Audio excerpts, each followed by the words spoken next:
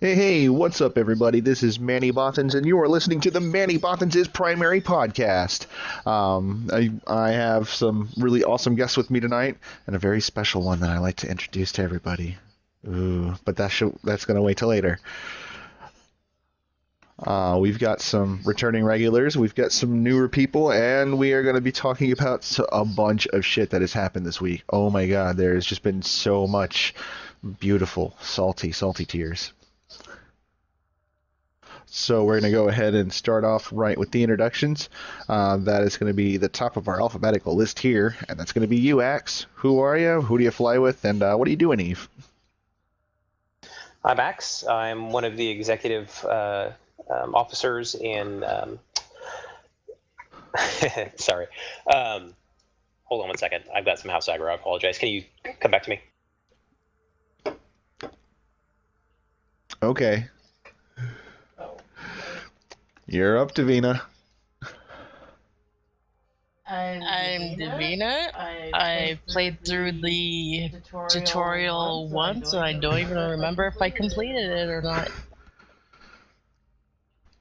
Everyone, I just want to make sure that everyone has realized that I have not lost my mind.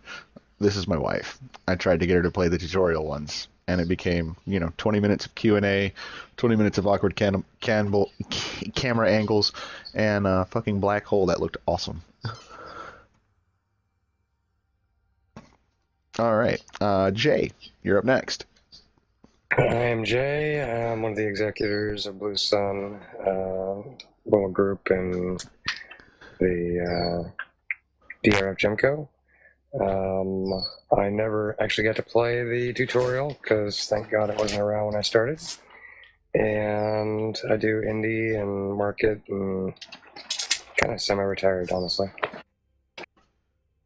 Awesome. And I hear a vicious rumor that Axe is back, so go ahead, Axe. I am. I apologize. My daughter bursted in. I am an executive officer of Blue Sun Interstellar Technologies, along with Jay, formerly of TMA and formerly of Naga. I also have not spent a lot of time in the new tutorial, though I've heard good things from some of our new bros. And this new brolet has not so nice things to say about the tutorial, but then again, she kind of had a tinted viewpoint on the game when she went in. All right, let's learn how to play this stupid internet spaceship game. I like building the character, though. Not bad, huh? Why don't you tell everyone what part you did like? I like building the character. Yeah, I got to sit through about an hour and a half of internet spaceship Barbies. And I Twitch streamed the whole thing. It was awesome.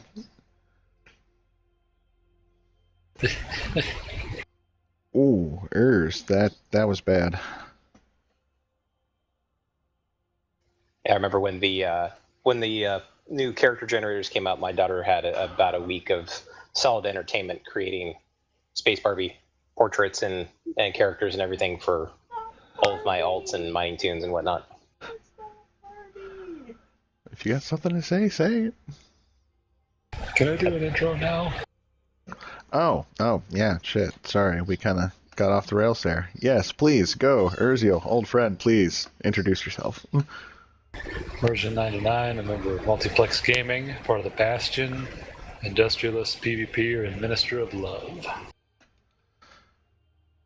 And you've got like a very high-pitched noise in the background over there. Just wanted to let you know.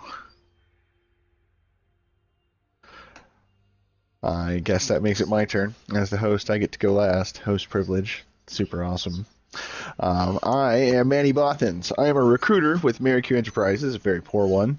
I am a line member with Just Let It Happen Alliance, just letting it happen to my hull for many, many years now. And I am the host of this brand of insanity we call Manny Bothans is Primary. And holy fuck, everybody, it has been one hell of a week. So I start my week off. I'm sitting at work. I'm taking a look at the Eve subreddit at my desk because the calls are slow and there's nobody wanting me to walk them through how to set up their awesome DSL internet connection. And I find a very interesting CCP market fuckery post. So I had to verify this in client a little while ago, but CCP had released this post about the drop rate of faction pirate battleships. They're the BPCs. Specifically, they're looking to reduce them in order to increase the cost, because why send out, the regular force if you can just throw a whole bunch of rattlesnakes at it and lull your way to victory. But I took a look at the post, and then I took a look at some of these comments that were coming along with it, and apparently somebody had bought out all the materials. They'd started the day selling at like 350 million-isk. They ended the day selling well over 600, and there were some sell orders placed up there for 8, but I doubt they ever got filled.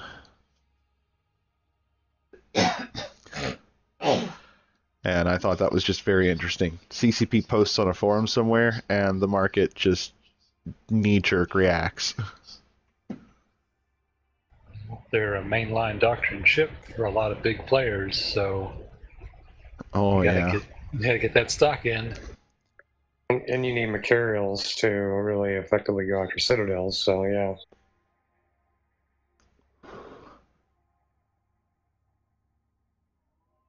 And luckily, we got a little bit ahead of the game.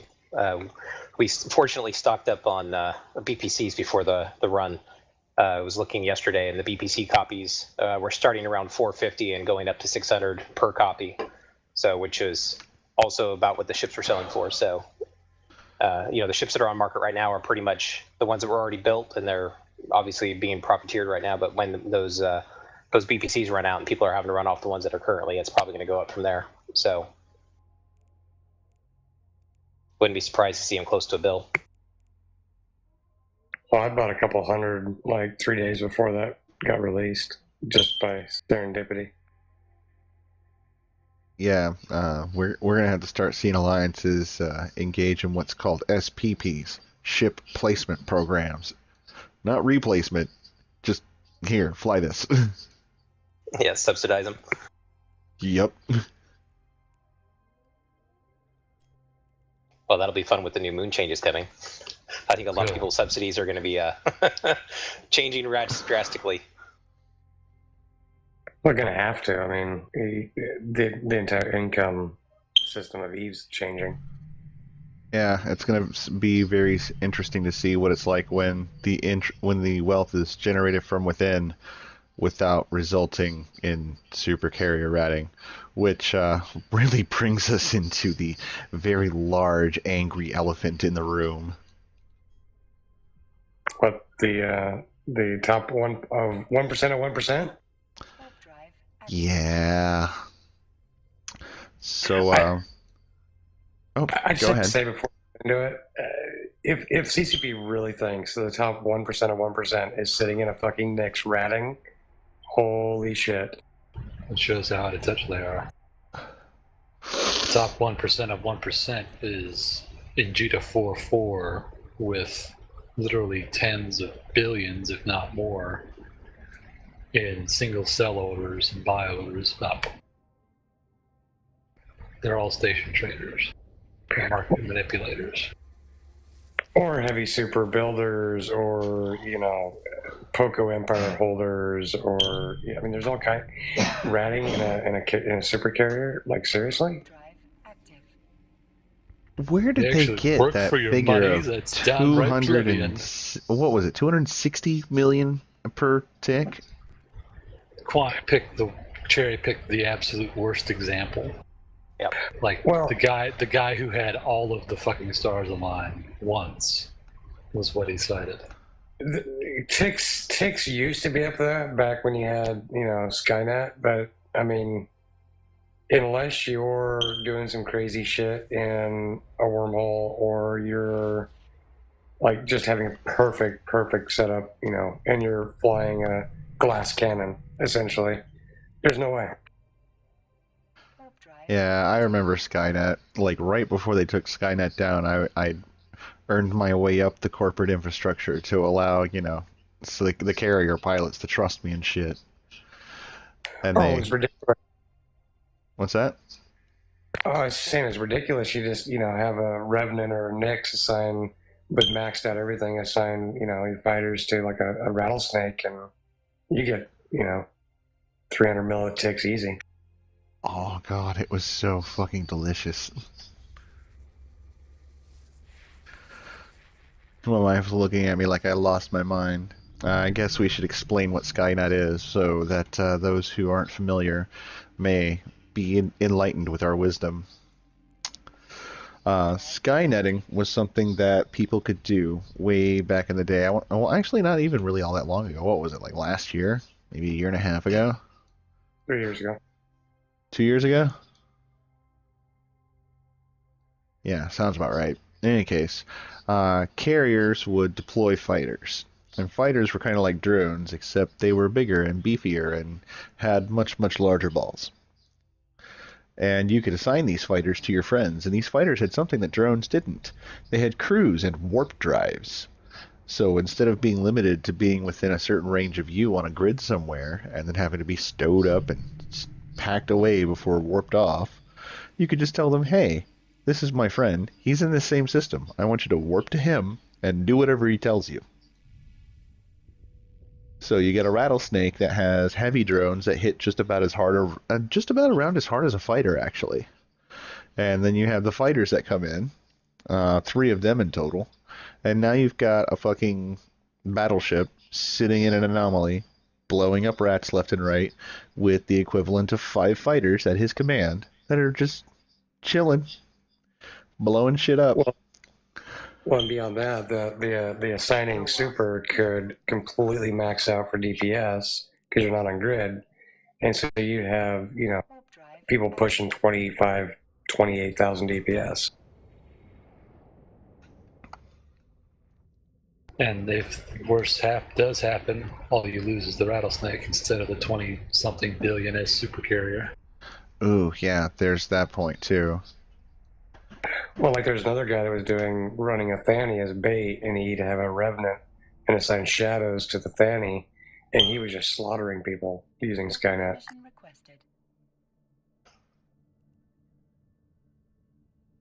Yeah. Just the damage you could crank out was just terrifying. So yeah, I could see that getting you 260 million ISK in 20 minutes. But that's been gone for some time, which made it even more dumb that Quant would cite that number. It's like, are you retarded? Well, I want to see this. I want to see the situation that created that. They want to cite it as a figure that this is the thing. This is what's happening. This is why we need to nerf it. Show us how that actually happened. Well, no, he went back and he admitted that his numbers were all fucked up, and he's like, the average takes are like 135 mil plus, or 135, 185 is max, and that 260 was a one-time outlier in the post they originally posted on Reddit. Yeah.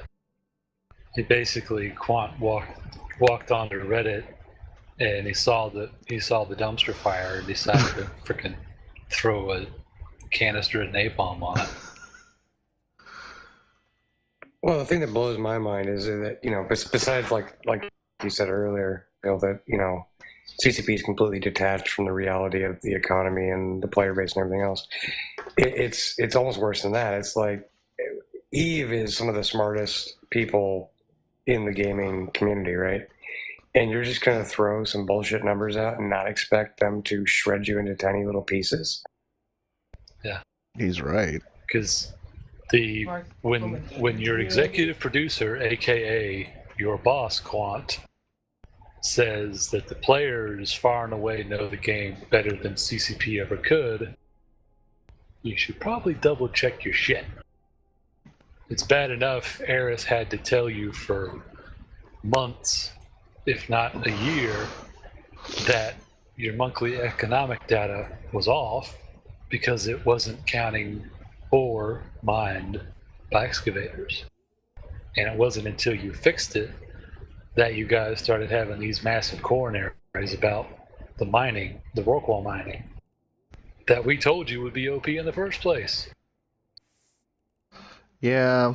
So for those who don't know, the Rorqual mining is the Rorqual is the largest mining support ship. It's a mining support ship that's so big that it has its own jump drive and it can compress its own ore on site. These gigantic behemoths of industry float around asteroid belts, just sucking them up like a fucking vacuum cleaner. So it's like the Death Star. It is the Death Star of asteroids. You're absolutely right. You should have probably said that in mumble. It would have been hilarious. Um, you've got this huge mining support ship, and it deploys these excavator drones. These are mining drones, but instead of putting the output of a mining drone, which is typically in an ideal world, let's say a fifth of what that ship can normally mine. I'm just using that as a random figure because you deploy 5 of them, and while mining drones aren't great for just general mining ships, you could get with these excavator drones, they just obliterate asteroids and just bring in shit tons of ore. And so, once certain unnamed nullsec organizations decided they had their nice safe haven in their corner of space that they defend tooth and nail and took from the people who lived there. Hi, how's it going? Sorry, I'm not mad about that at all. No, totally not. They deployed shit tons of oracles and they have been mining their asses off. And with these mining excavator drones that just make belts quiver in their little space boots, they have been mining impressive amounts of ore. We're the single largest region for mining by a good country mile. And before anyone's... About 3 times. Yeah. And before anyone starts bitching about goons ruining your high-sec ore market, we don't export any of it. No, It's they use all it for their in-house. own war machine. Well, and yes, goons are highly compressed into Delve, but there's a lot of other regions that, if you look at the historical production, have just gone through the roof. I mean, when you've got Declan at what, almost 3 billion or 3 trillion? Mm-hmm. Declan's, the guys up in the north have been they've put aside their differences and have been moving to a more of a preparation footing, so they're lining their wallets while they can.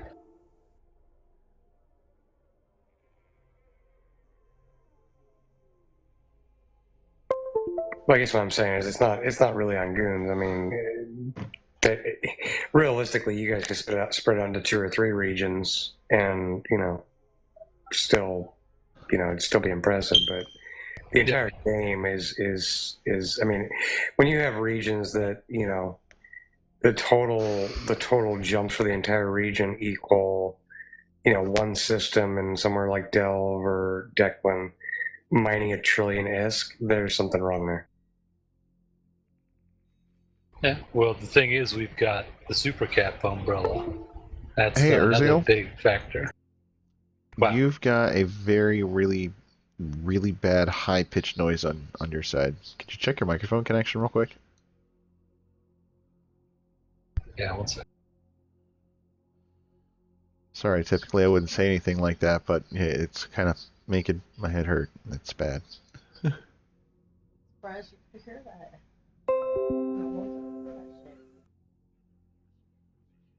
My wife's so surprised that I can actually hear that, and it's just like, I know, I can't hear a dog whistle like you can, honey. What now? Still kind of off.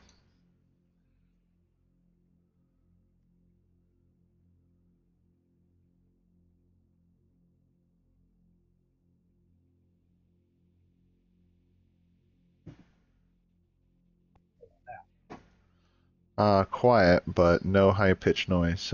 Give me some more sound.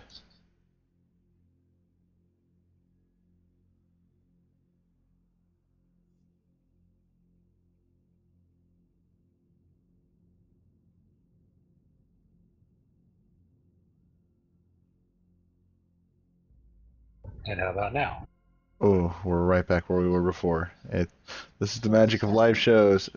That was better then. It was slightly better, but worse than before. Now? Yes, I think we found our magic ground. It's better if it's worse. Yay. My wife's like, how can it be better if it's worse? I'm like, I can't hear it, which means it's probably not on my end, which means it's not in the recording. That's the important thing.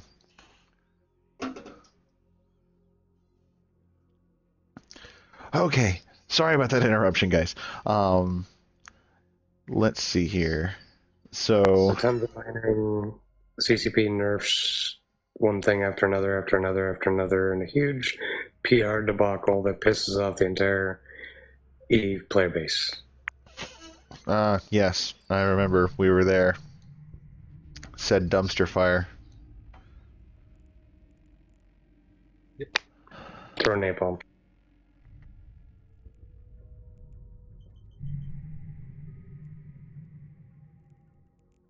What it really boils down to, I think, is, I mean, none of these things are problems. The fact is that there's just, too much ISK in the game simply because there's no conflict. Because Fozzie sucks.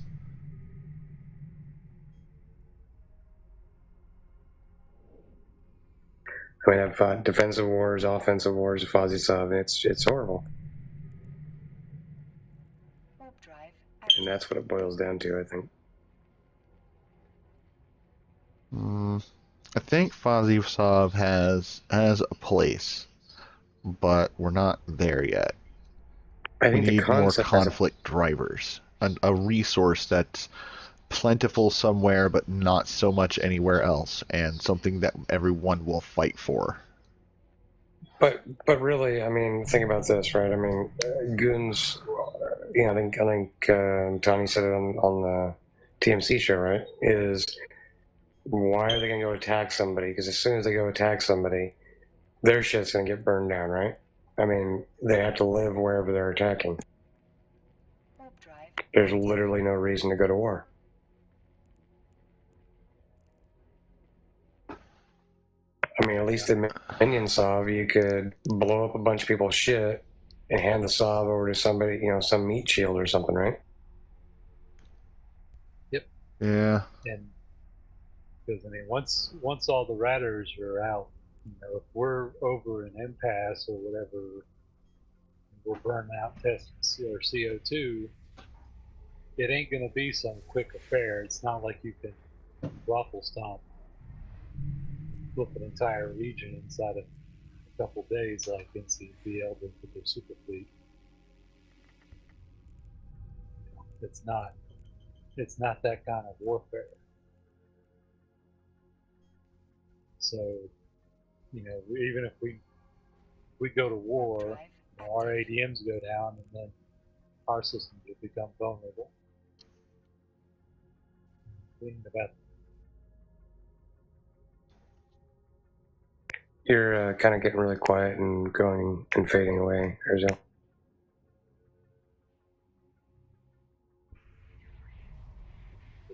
Like I was saying, the main reason, like you said, that we don't go anywhere is because we don't want our shit to get pushed in. When we go burn someone else's stuff down, that leaves us vulnerable. Well, on the other side of that is, I mean, seriously, who in the hell is ever going to want to take Delve? Like, that'd just be freaking AIDS. Yeah, 8 keep stars and 94 desires will do that. Oh, I think you guys have a few more than 94 desires, but yeah. Yeah, that's the other thing that's been, you want to talk about a big stopper of conflict? Citadel spam. Yep. I'm doing that tonight, actually. We onlined our 8th keep star in Delve. 8 fucking keep stars? Yep. Hundreds of Fortizars and probably 1,000 Astra houses. Well, I mean, everyone has to have their space house. I can see why there's, countless Astra houses. Yeah, Yeah, but I mean, the power level compare an Astra House compared to a fort or a Cube Star, not the same. Well, I'll give you an idea. Perfect skills, Astra House, you can do 25,000 DPS. Fortizar is like 60 to 70. Keepstar's well over 100,000, couple 100,000. Plus the Doomsday. Yeah. I mean, literally, when CO2 was burnt down, right? I mean, honestly, if they put a little more effort into defending it, it probably wouldn't have exploded, to be honest. And that Keepstar claimed 5,000 ship kills. Just to put it in perspective. Yeah, I'm not surprised. Between the point defenses and the parking Vorten projector, yeah, I'm not surprised. Well, and the thing about it is, I mean, you throw, I mean, even a handful of capitals, carriers or Hod dreads, and fit that thing for, you can wipe out a subcap fleet, or you have, the capital. I mean, it's. When we were in Saren, and the guys at PL made the very big mistake of trying to hubris reinforce our bait Astra House. Warp drive active. It had void bombs, so we just nuked the shit out of their force auxiliaries, and then we murdered them with hurricanes.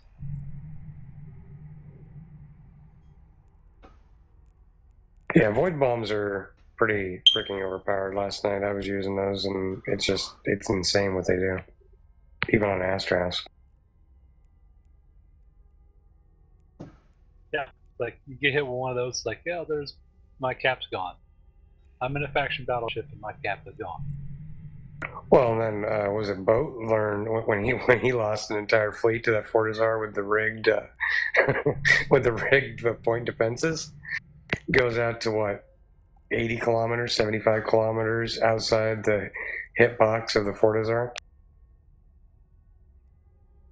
and literally just wipe out an entire fleet.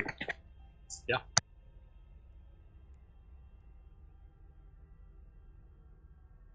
And I mean, really, what's the point in killing a Fortizar or an Astra House, for that matter? Really, like, what do you get?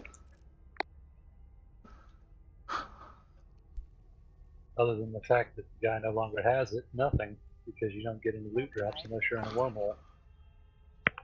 Yeah, wormholes. That's that sounds like fun. Of course, that's a whole nother ball of wax. But yeah, I mean, like, why are you going to throw a super fleet at and potentially lose? I mean, it's just why?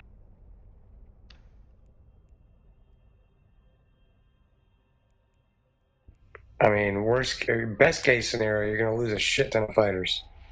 That's best case scenario.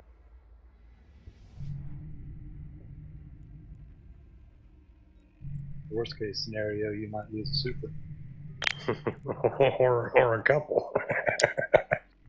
Like, yeah, you can't crow much about blowing up a Fortizar when you lost twice the value in super barriers.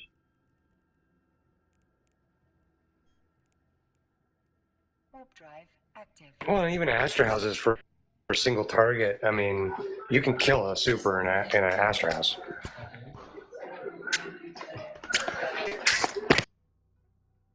I don't know. It sounds kind of difficult. Well, if it's a super that's been defanged, it's actually not that hard at all. There's that.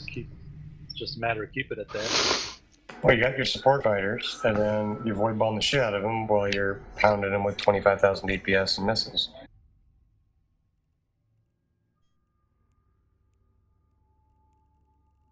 Yeah, those stand-up anti-cat missiles are pretty beastly. But you also got to figure, I mean, that's a couple of billion-esque little setup. So I mean, that's just insane. You can actually potentially kill a super with, essentially a Death Star pause.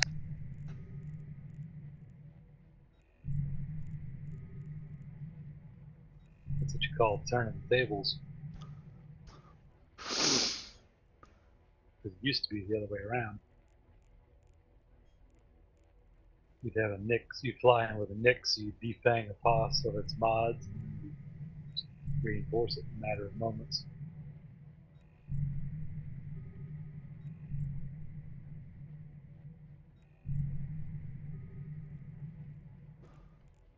But it's back to the point. I mean, when you have a keep star, I mean, let's keep stars off the table, because a lot of people can afford them. But most every group can afford a Fortizar. I mean, a Fortizar is a serious freaking threat, and you have to commit some serious assets to take it down.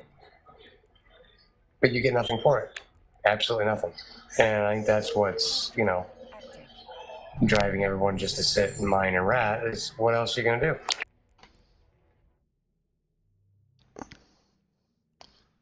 Yep. If There's you're no not, more to the game than that. Huh? if you're not destroying, That you're mine creating rat, something. there's no more to the game than that. Not right now. I mean, to date, we really haven't seen a legit Keepstar battle, in my opinion. What, like a keep star battle where it's actually online and fighting back? Fully fighting back, supported by a significant cap or super fleet, yeah. That would be a thing of beauty. Yeah, no one's had to go all in. So unless no somebody's one picking a has, fight with has somebody gone else, all there's in nothing to do in the to game. defend the keep stuff. It's been Certain areas, no. CSU tried, but they didn't commit everything. Now, I do want to put out a quick little disclaimer, a question that my wife had just asked me.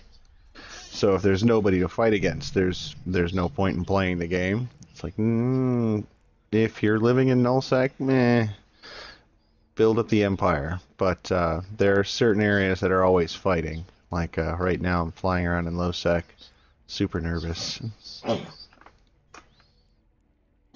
So if we hear you cuss, we know what's going on. Or, if you hear me cheer and cuss, because I'll probably do both sides. Whoa, holy shit, Tormentor. So if there's Are you picking fights with anybody else and there's not really anything going on in the game? It's kind of a state of Cold War, really. I mean, I hate using that word, but nobody's willing to, because at this point, everybody has a keep star. I mean, even small groups have keep stars. And so, are you really going to go all in when, yes, there's lots of smart, intelligent people out there done theory crafting of what a major keep star engagement would look like, properly fitted and rigged and all that crap, with a proper support fleet, but nobody's ever seen it happen. And who wants to be the first one to whelp, 100 supers? all the smart people are not wanting to pick fights. Maybe all the smart people don't want to pick fights. Well, it's back to what Urziel said. There's no incentive, I mean, if goons go attack the north, they'd have to move up there. If they do any kind of major engagement, they are vulnerable back at home. And the reverse is, what do they get out of leaving? What does anybody get about invading anybody?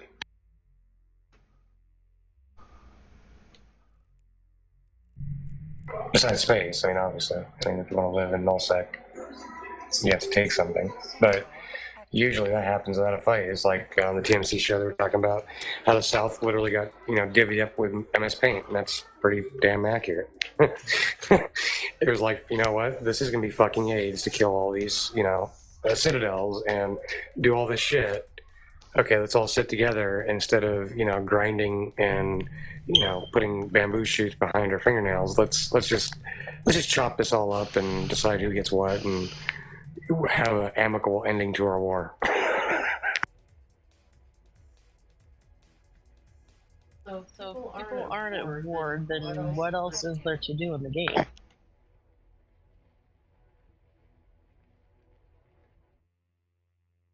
rat and mine, which is what CCP is trying to nerf because they don't want people to rat and mine as much as they are because, well, there's nothing else to do. Which isn't the player's fault, that's CCP's fault for not having content drivers like Manny said earlier. So if nobody wants to fight anybody else, and CCP doesn't want people to do all the other things, that sounds pretty boring. That's why I think most of the player base is up in arms right now, because it's like there's no reason for us to fight. If we go do anything, it's just, you know, there's no point. Because there's nothing to gain and there's everything to lose, right? No point. And so they, you know, sitting there building up ships and mining and ratting and doing that kind of stuff because, well, that's what you have to do with Fuzzy Sop. There's things to do.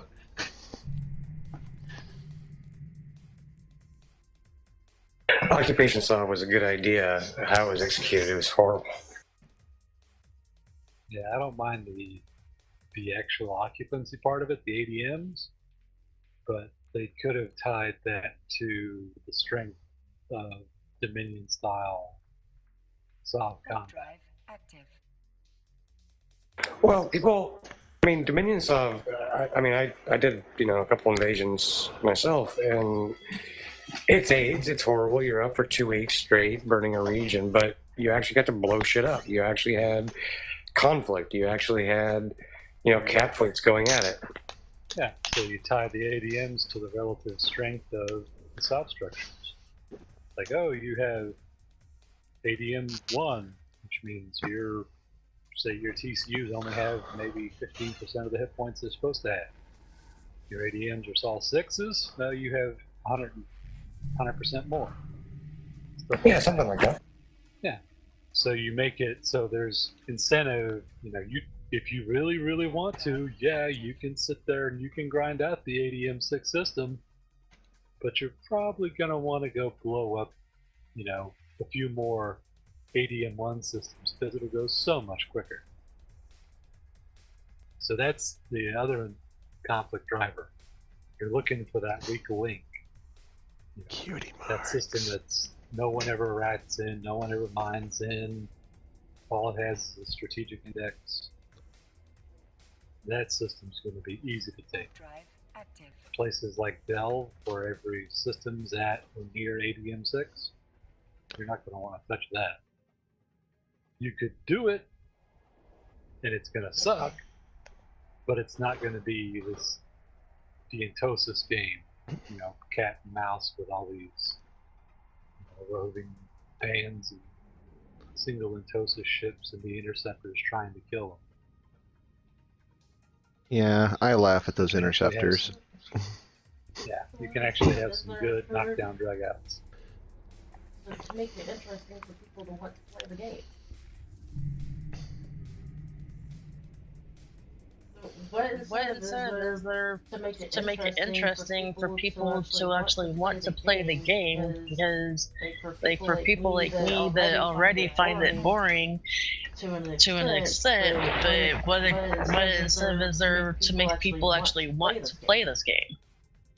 Well, there has to be a conflict driver. There has to be, I mean, back in the day, it was, you know, different types of moon goo. It was, you know, this, that, or the other. Sorry, I'm going to say. Well, that actually segues me into something I wanted to say. Hopefully, I'm hoping, against hope, that what this will mean is that the new system where we will be doing the new system we're going to be doing our moon mining with may end up being a conflict driver. That's my hope against hope. I doubt it's actually going to happen, but you know, a guy can dream, right? What do you mean conflict driver? She asks, what do I mean conflict driver? A conflict driver is basically, hold on, let me just duck up here real quick. A conflict driver is something that, well, it does exactly what the name on the box says. It makes people want to fight. It gives you a situation where you have people who have something and other people want that something. One example of a conflict driver that I am anticipating seeing with this faction citadel conversion is there are a lot of nullsec outposts out there. These nullsec outposts were built by players, and they were indestructible, and they were wonderful places to store your gear as long as you still controlled the place. They are going the way of the dodo. They will be replaced by these faction citadel structures with these special faction blueprints and with these special faction mods on them. And before this exchange happens, there's going to be a fucking massive war. I can almost taste it, because the owning corporation at the moment of the switchover is the corporation that gets this faction citadel that's going to be worth shit tons of money, going to have amazing super special bonuses for whatever it was bonused for as an outpost, and be potentially a very lucrative sale. I mean, hell, the region I was sitting in, the region of Tenal, was sitting on, what was it, like 200 to 300 billion ISK worth of stations. And that was lowballing the figure based on what we've seen of, like Fortizars and shit being sold for. But we don't even know what the stats are on these things. These things could be even more valuable than we could even think of. Well, you gotta figure a fully upgraded station can be almost, 300 bill, 350. Yeah, but can they make the station competitive in that Citadel market to where you want to pay that kind of price for what is now a Citadel? Well, it's got to be ridiculous bonuses. I mean, when you had, what a level 3 upgraded, manufacturing station, I'm imagining it's going to give you, maybe like Satoyo, tier 2 rig benefits or something,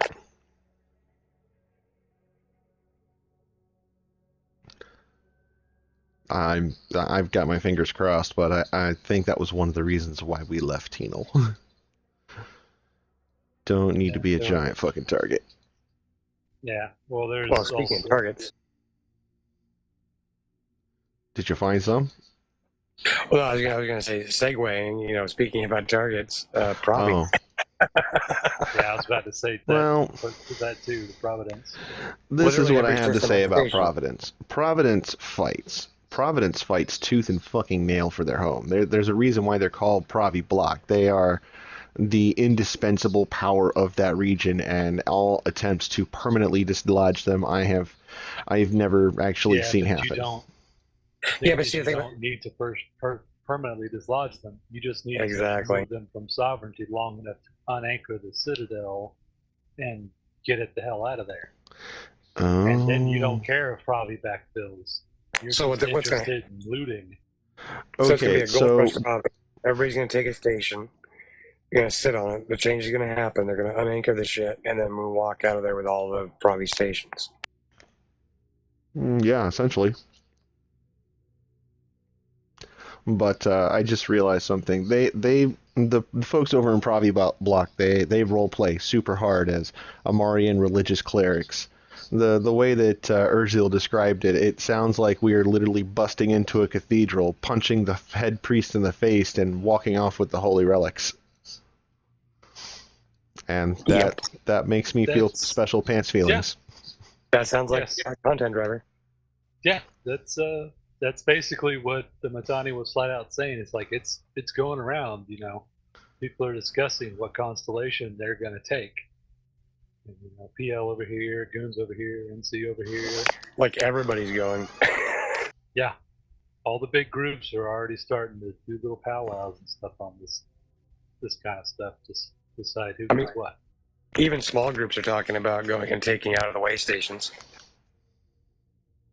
Staying out of everybody's way and going and getting, something in a dead end or something. Yep.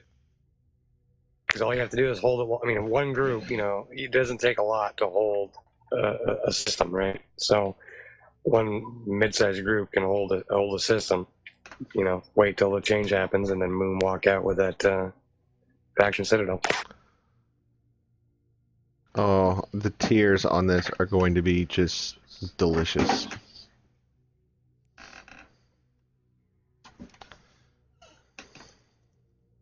And when the actual stats come out on them, if they're I mean, common sense, I would say, would be that a fully upgraded manufacturing station or refining station would have pretty amazing bonuses or upgrades or something, right? When those things actually get flushed out, let's say they are massively expensive, when people actually figure out how much they are, then there's even more reason to do it.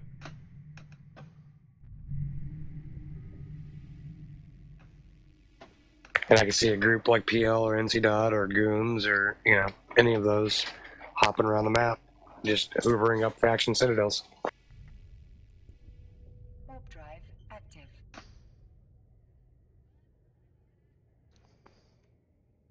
I don't know what happened. Yesterday it was so easy to find targets, and now they all just fucking run from me. Of course, going after them in a worm does seem kind of unfair sometimes. Going to Adria. Usually there's a good bunch of targets around there. Adria? Iridia. Oh, Iridia. Yeah, sorry. Is Iridia low-sec? Adria! Yeah, Iridia is almost all low-sec. Huh. It's near Dell, though, so watch yourself. Yeah, no. I'm out here in Essence because it's close to Jita.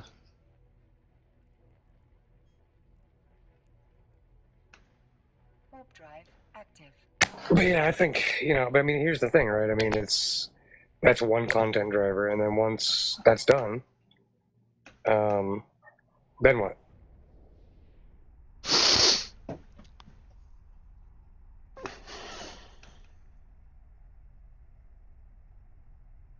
Yeah, I mean, there'll be some fighting for a while, and then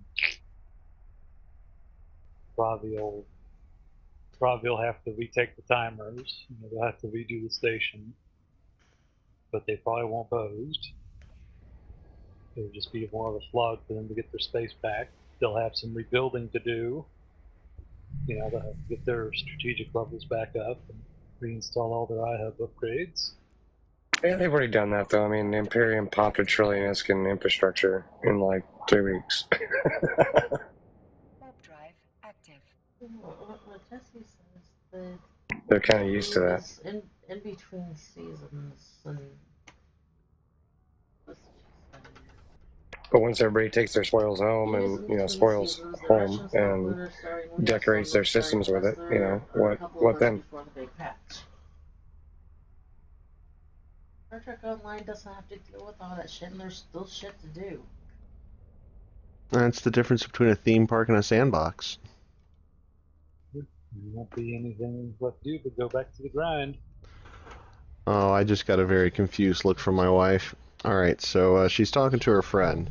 Hold on, let me find us. She's talking to Minion. Minion's been on the show before. You guys know Minion. Yeah.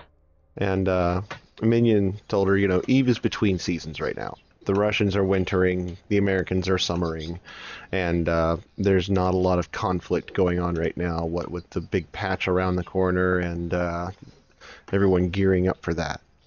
And the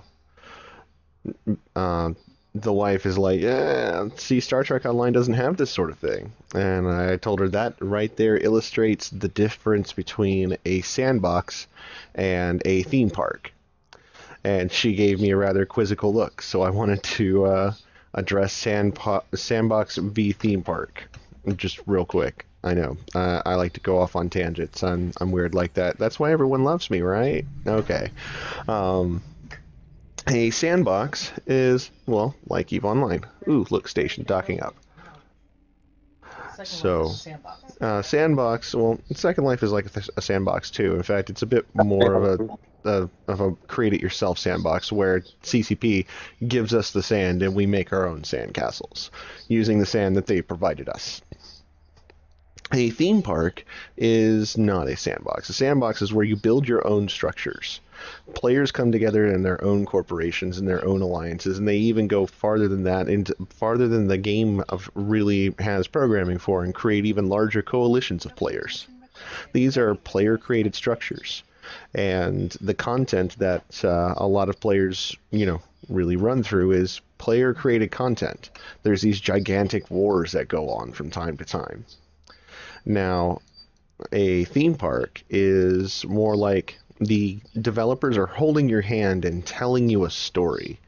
Like Star Trek Online, you go through quests, and quests have, scripted events, and they're telling you a story, and you're going through sort of like an interactive adventure that is very large in scale, but still very led down that story path. You're being shown the theme park ride that is Star Trek Online.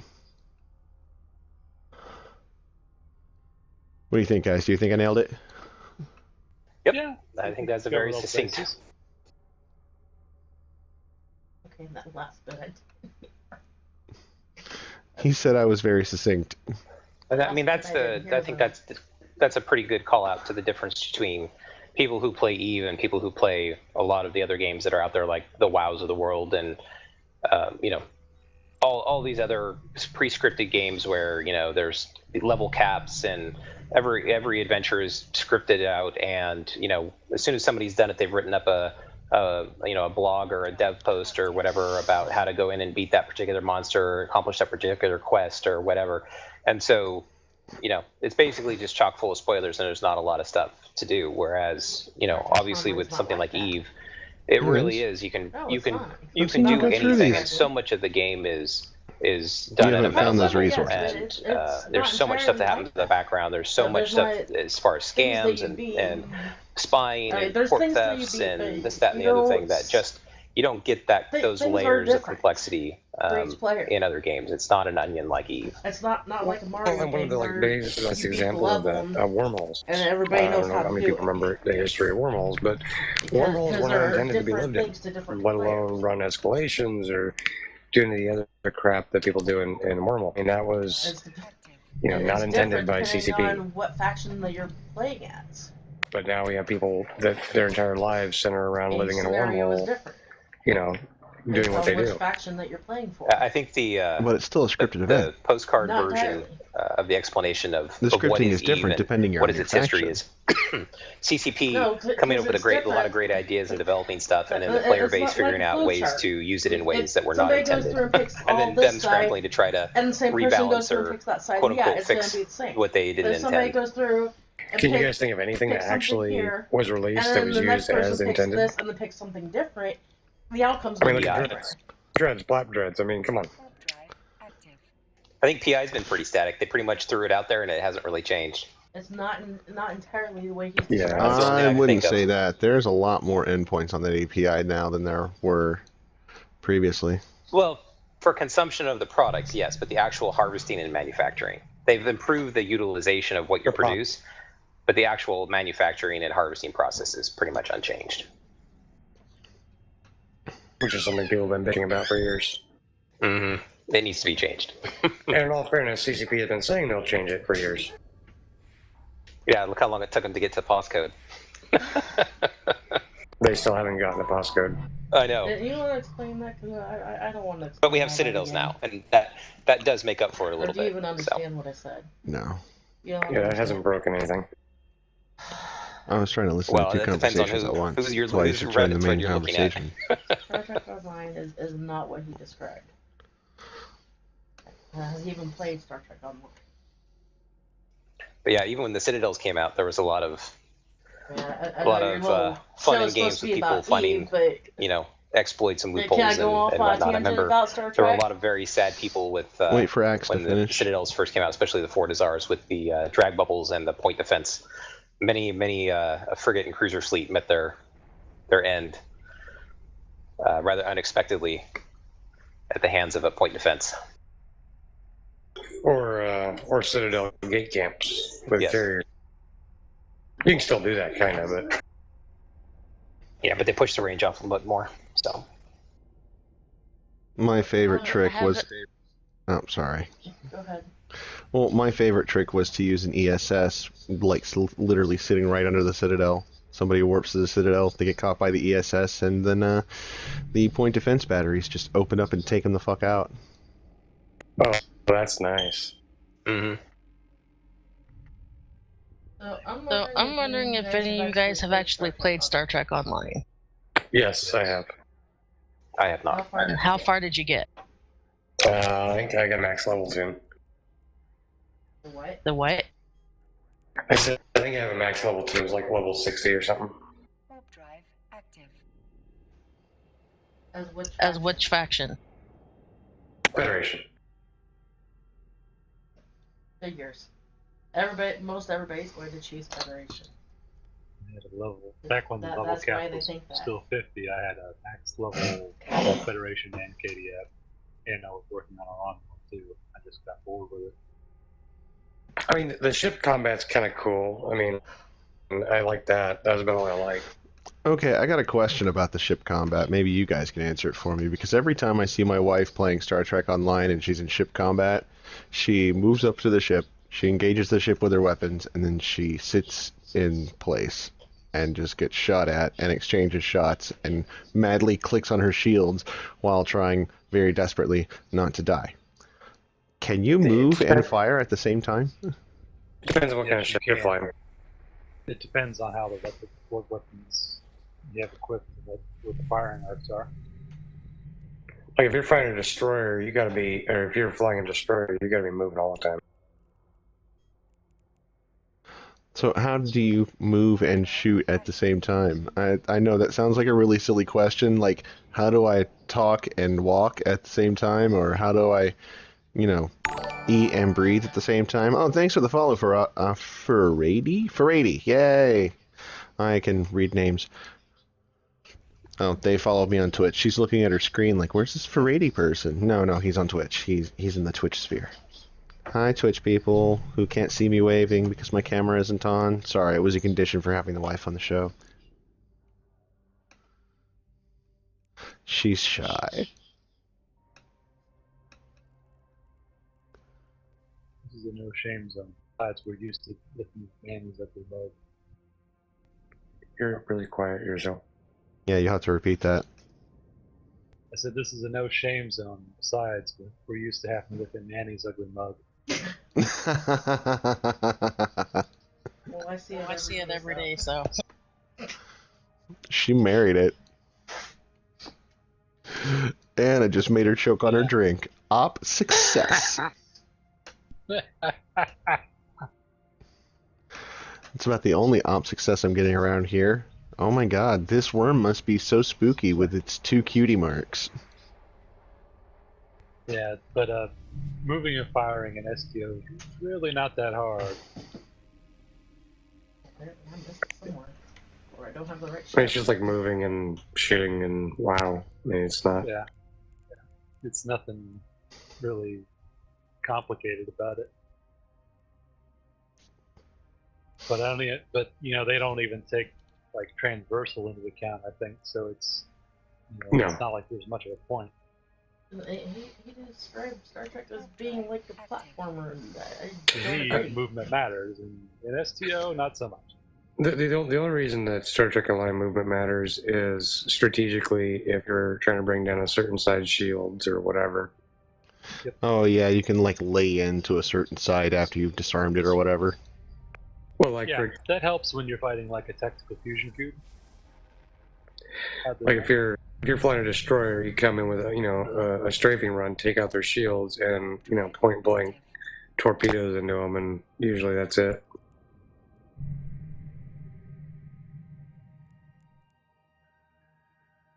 If you can get their shields down, then land them with torpedoes, they're pretty much done. It's all Greek to me. I don't cheat on E with other games. Speaking of sandbox games, Albion Online is a game I've been getting into here recently. I played it years ago, but I don't know if you guys are familiar with it. Your mic kind of cut out when you said the name. Albion Online. Albion Online? Yeah, they got, if you guys are familiar with Ultima Online way back in the day, they got some of the devs from Ultima Online, and they also got some of the good devs from CCP at EVE Online. and essentially it's EVE Online, but in medieval times. No, What's I the- like my spaceships to be in outer space. Everything is player made, buildings, towns, you know, full loss PvP. So if you get killed, you lose all your nice shiny shit. They Yeah. have are the siege mechanics like the old school pause mechanics where you just come in and whoever has the most weapons wins? Nope. Some people love it, some people hate it, but it's for each. So you have regions with a bunch of territories in each region, kind of like systems in the region in Eve, and then in each territory, you can have massive fights of hundreds of people, but the territory is decided by a 5v5 for each territory. So it doesn't matter how big or small you are for a territory. Obviously, a bigger group can take multiple territories, but for one territory, a group of 5 guys can hold up against the biggest, people in the game. Well, that solves the N+1 problem. Yeah, I mean, it doesn't really solve it from, after you keep your territory, because then they hell camp you and you ain't gonna do shit, and they're gonna keep killing you over and over and over again. Because they can come in your territory and kill you. But as far as owning the territory, they've solved that problem rather nicely, I think. So what benefit do you get of being a landholder? What was that? Yes, what benefit you get out of being a landholder? You can have towns, you get better resource. So, if you're making armor, you get, way better returns on your refining and your building and your cooking. You get farms. There's a lot of benefits to owning territory. You kind of have to have a territory if you're going to be a black zone guild in that game.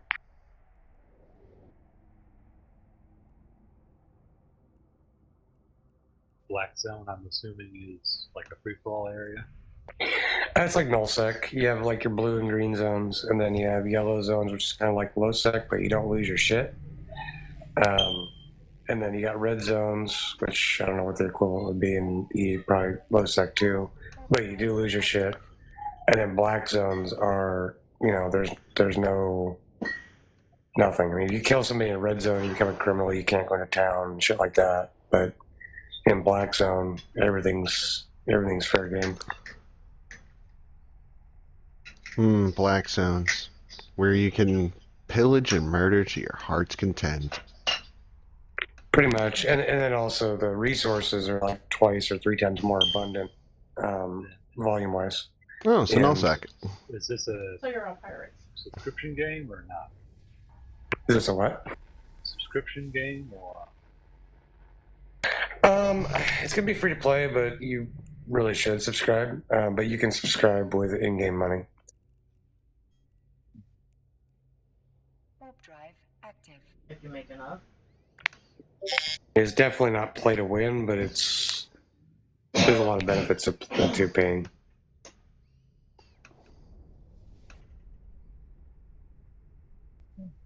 Sounds interesting. I might look into it sometime. Since I can't train for carriers or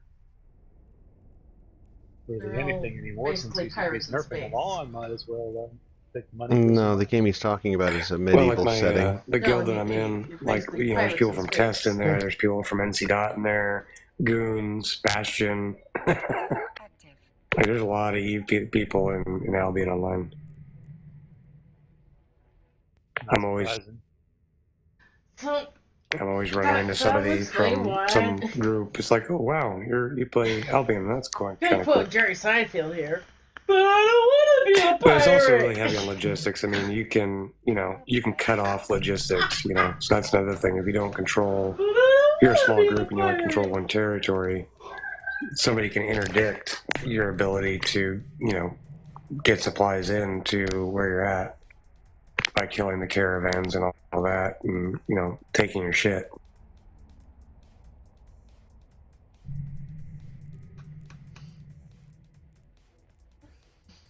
And the nice thing is, literally everything in the game is player made. The buildings, the structures, the businesses, everything. Warp drive active. Anyways, didn't mean to do an Albion Online promotional.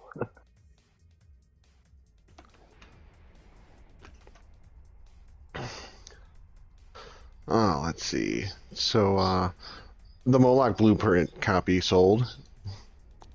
What was it? 300 billion? 500. 500 billion? Yep. Oh yeah, half a trill for just the blueprint. Yeah, it'll be sad when that pops. I don't think it'll ever get built. It might not. Because the thing about it is, as soon as it gets put in the cooker, everybody in Eve's going to know where it's at.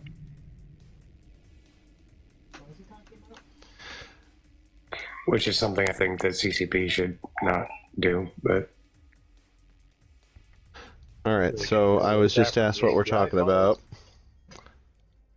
So, the Moloch Blueprint. So, there is a new form of player versus environment content called the Blood Raider Sotio Shipyards. There's only one up at a time.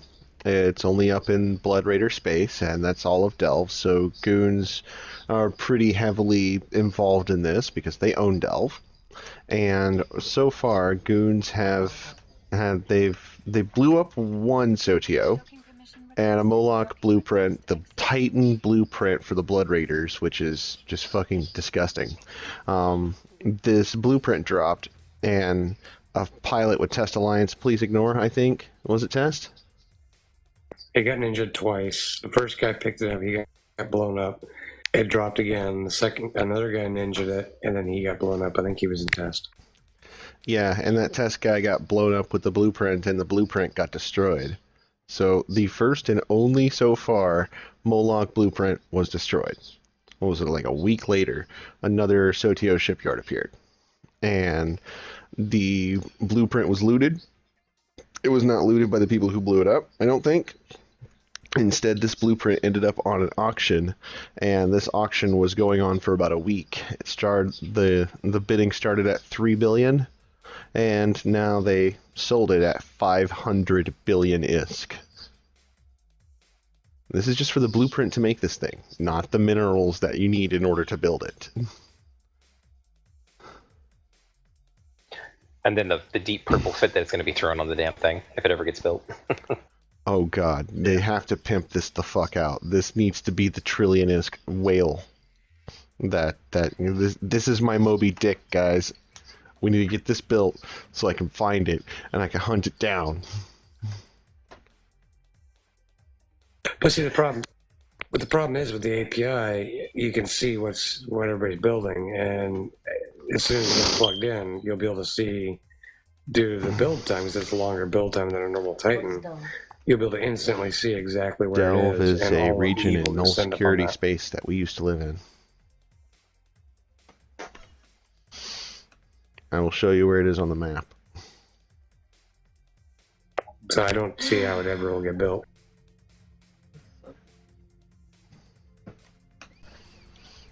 Yeah, it would have to be built like way deep in an area where whoever builds it is thoroughly confident that nobody's going to come in and pop that citadel. So the Moloch Titan, the Blood Raiders Titan. Which I could think of at least 10 groups who would definitely go pop it no matter what. The thing they're talking about being built is over there. That would be an exciting no, I fight, think though. it's been moved somewhere else, but this is where it dropped. Well, I mean, obviously, Imperium's going to Blood go after Raiders. it. I would. NPC I'm pirates. sure. Huh? NPC pirates. NC, Guardians of the Galaxy, I'm sure. Non-player Russians, character. if they're not, building it. Oh yeah, anybody and everybody who is not building it would go after. So Yeah, and then computer-generated everyone people who's drop not it over directly there. attacking will be third party and nobody's business. Everybody jump on the loot pinata. It's kind of sad that they were actually able to blow up that fucking shipyard with interceptors. wasn't even interceptors. It was, I didn't hear about that. Well, actually, it was first. The first reinforcement was for Russian Super, I believe. Yeah, but the actual destruction of like the first one, that was done by a sword fleet. Just a whole bunch of really small ships just overwhelmed the Blood Raiders and blew up their shit. Well, it was Punishers because they were using like long range laser. Oh, so it wasn't even a T2 ship. No, it was just tons of T1 ships. But Oh it was, shit! It was a shitload of them. And the thing is, we were all scared about the point defense system, but apparently it wasn't enabled. Which system? So, the point defense on the CTO. Oh yeah, the point defense guns. They never went off. Nope. Don't SOTOs normally have those equipped? Or have the ability to use them? The script, I guess, didn't work to turn it on. Oh. Or I guess it wasn't configured so it would destroy enemies before it destroyed us. But either way, the way that apparently the way the spawn worked, it was just all big ships, so we could sig tank them. We could speed and sig tank them, and then we're all spread out all over the place, so that Satio couldn't void bomb anybody. I think they lost maybe 3 Punishers during the first destruction. They are changing it though. They have put up a fix. It's going to drop a 20,000 cubic meter box now that's going to contain the blueprint. There's one for the each of the blueprints that can drop. So once you destroy the CTO, you have to hold field, get an industrial in there. And it can't be a DST or it has to be a DST or a Tech 1 industrial because a blockade runner doesn't have big enough cargo bay. Ooh, yeah, that's gonna suck. And then you've got to escort that somewhere and get it safe to be able to open the strongbox.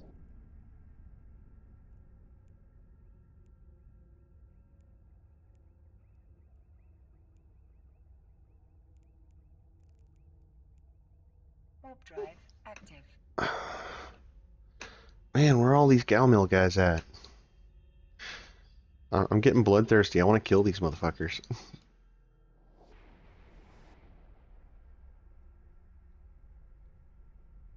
Yeah, if the farmers are out, they'll be in systems that are being contested. Yeah, I know. I'm in a contested system. Is the farm moving? No. Seems like they're all fucking gate camping. That's not surprising. Warp drive Can you active. guys see me? What's that? I disconnected there, sorry.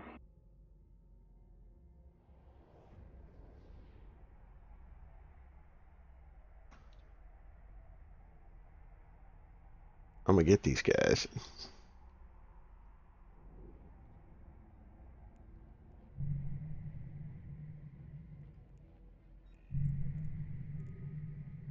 But yeah, there was a big fight in Curse.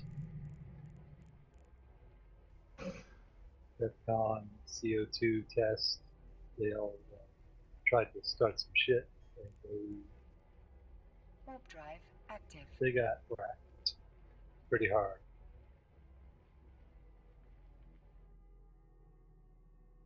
Oh yeah, what were they fighting over? The space violence staging Fortizar in Curse went into vulnerability.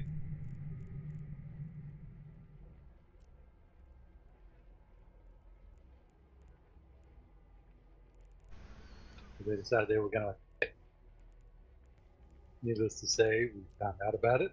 and Space Violence formed the Maelstrom fleet. Mainline formed the second Maelstrom fleet. Both had Bomber Waffe out there. We had a Jackdaw fleet, and then we had a Proteus fleet come in late.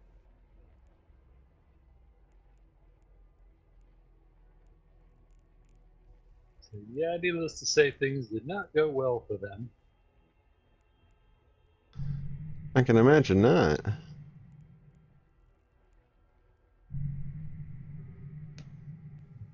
CO2 lost an entire Macario fleet. Test lost a Maelstrom fleet and put a pretty big dent into an FCON Tempest fleet. Warp drive active. One more bomb than we'd probably have.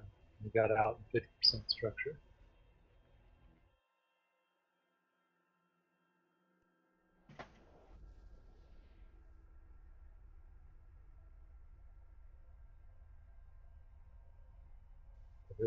It was a bit of a slog during the fight, but it was a bloodbath. What was the total ISK loss on that?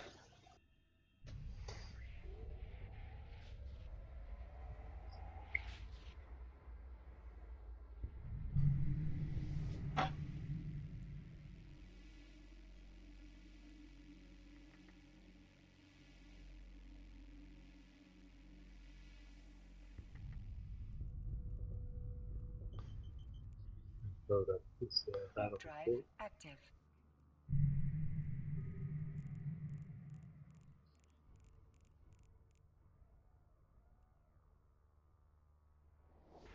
I'm kind of curious to see where the next big Keepstar Slogfest is going to be. I think there's one on the horizon.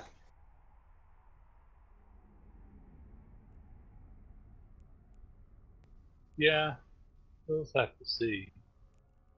Usually people only attack them when they're vulnerable. Okay, total damage done to the Imperium, 20.86 billion. Total damage done to other parties, including CO2, NC Dot, Test, FCON, PL, Brave, Tri, Solar Fleet, Waffles, Solar Wing, Just Let It Happen, Legion of XX Death, XX, and Fraternity, 91.69 billion. Wait, Ouch. we were there? Yeah. Man, I am missing out on a whole bunch of shit. According to this kill log, you had 14 people there. Oh shit.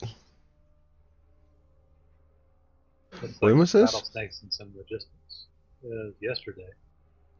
Well, fuck yeah. Sounds like our people are integrating well with our new friends. Your new friends being I think we're friends with Vanguard now. so Triumvirate. Yeah, more than likely. Oh, yeah, those guys. Warp drive active. Supposedly we were supposed to set them temp blue for this, and then they started killing our recons. Ruh-roh. They always do that, though. That's nothing new. Yeah, and then the people wonder why, oh, people don't like us and we're in Tribe. Motherfucker, you don't keep your end of the deal, people ain't gonna like you. But they couldn't really do anything. We were just Oop, I think I found somebody. Go kill him. because the FCON and test fleets got bombed on the Fortizar in VTAC I. CO2 saw that and decided to beat feet. They jumped the gate into OSHT, also colloquially known as oh shit, and promptly said oh shit because they were in an ocean of bubbles with NC.PL bearing down on them. And yeah. Then we came up from Oh behind. shit, this Navy hook bill is actually laying into me pretty hard. Oh, my shields are almost down. So are his. I'm gonna get you. I hope. Get everything. I fucking hope believe. Depends on who has the better hull tank. Oh my god! 10% hull!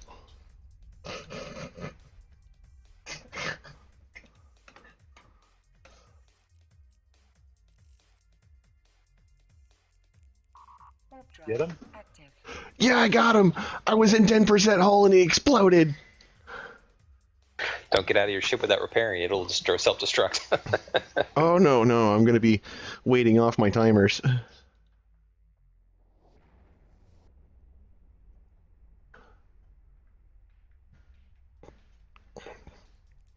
Good fights all around. That was nice. You need to lead off the guy? Oh shit, I totally forgot to do that. I don't know if I should.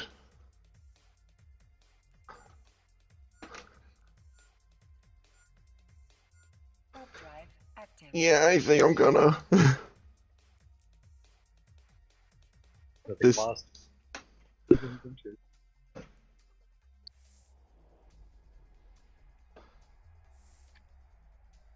Yes, missiles and shit fell off. Ooh, Caldari Navy small shield extender. I'm taking that. Too bad I didn't get to keep the Navy warp disruptor.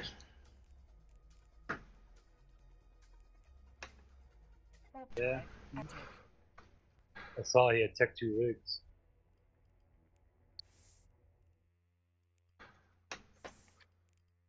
Oh shit, no wonder he was hitting me so hard. He's got a weapon rig.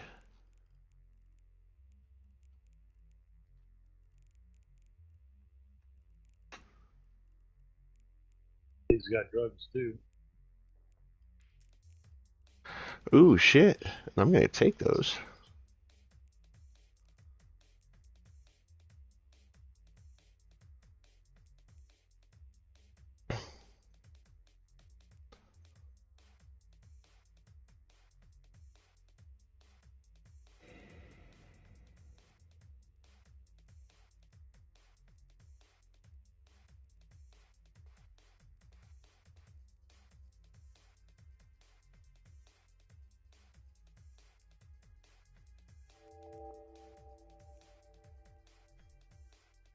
Yoinked.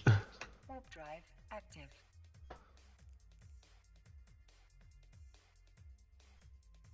Let's see, 12 mil worth of ISK's stuff off of him. And, fucking drifter drugs. Yeah, what's the drifter drug do?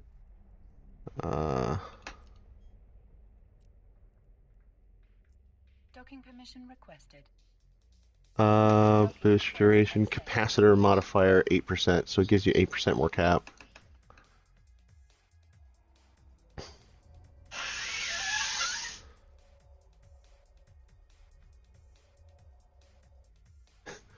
Hey, my 3 cutie marks are blinking. What was that? Yeah,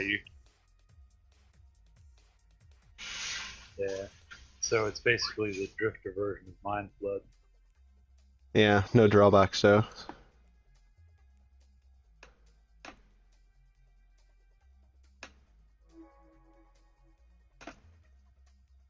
Yeah, those drifter drugs are nice about that at least.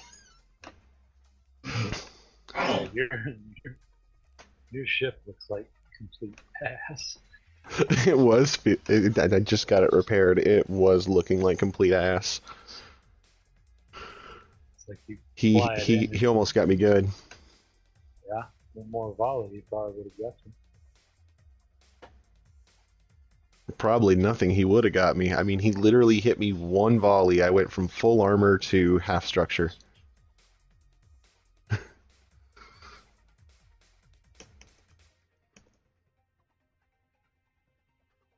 Full armored, half structured. Damn. Yeah, he was fucking thumping me hard. He had to have had implants, so you have a very weak fit on your one. Well, yeah, I do have a pretty weak fit, and this character isn't very high skilled.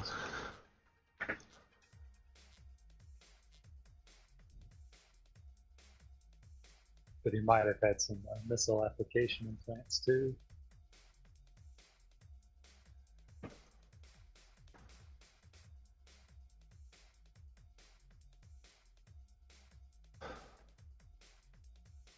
Whew. So yeah, big immediate a shout out to Anton Utzman, who wow, good fights, dude. That shit was awesome.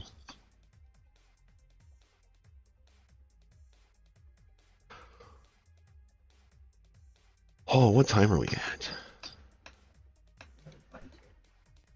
When the clock, you tell me.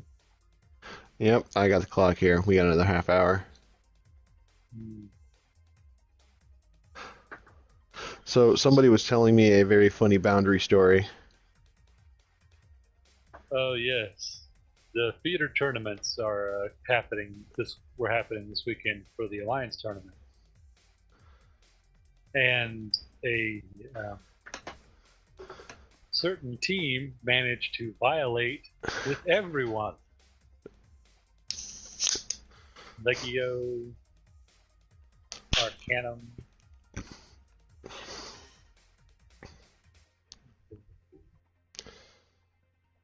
It sounds like somebody led their entire crew off the edge of glory. They did. Legio, Astartes, Arcanum. They were flying along, and they were anchored. Their entire team was anchored onto one person. That person wasn't watching where the hell they were going, and boundary violated, which caused other people on the team to also boundary violate.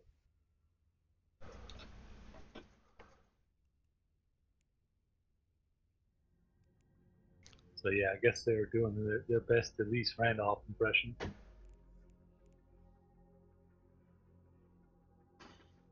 Damn it, Bob, you had one job. Yeah. It's all Bob's fault.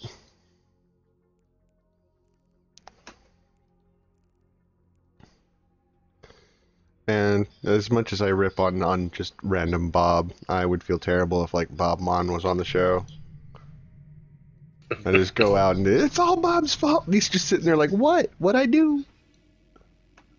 Oh, not you. Just random Bob. You don't know Rando Bob. Yeah, it's hilarious because they're flying around in two Orthruses, two Navy Ospreys, two Vigilants, two Rapiers, and a Scimitar. Just... Oh wait, this dude had two small Caldari Navy shield extenders. Oh, nice.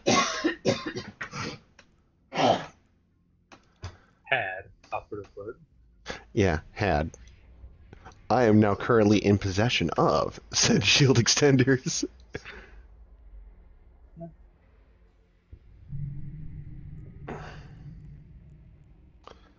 It's nice to get no fight and make some money. Yeah. Hey honey, look at me, I'm a pirate, yar! Look at all of me pirate booty. But you don't have your pirate hat on. Yeah, but I didn't have the camera on either, so it didn't really matter. I wonder if I could wear my pirate hat with this headset. Guys, you're gonna have... Probably easier now that you have the haircut. Oh yeah, I don't think... No, yeah, I got a haircut before the last show. I'm gonna make my wife distract you guys while I try this out real quick. Oh joy.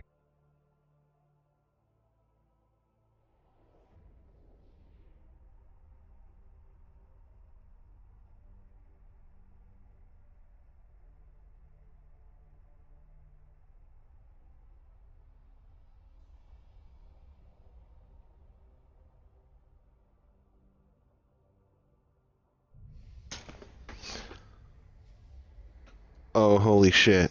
I'm a pirate. I'm wearing a pirate hat while being a pirate. Yeah, I may have to turn the camera on for this. way to post a still frame? Warp drive active. Not really.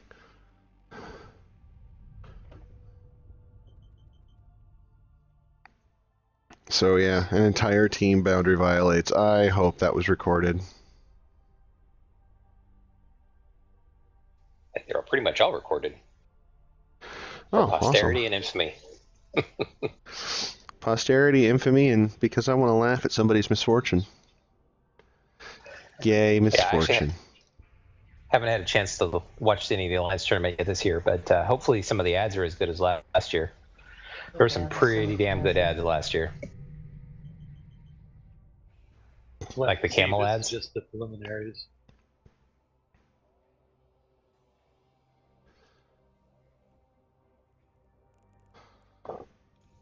I don't think camel will be much of a thing anymore. No, but their ads were fantastic last year. Oh my god, I laughed every time I saw them.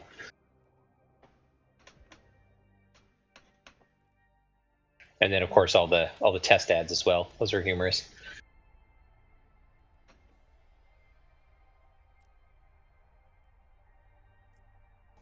So I'm curious to hear a little bit more of Davina's perspective on Eve.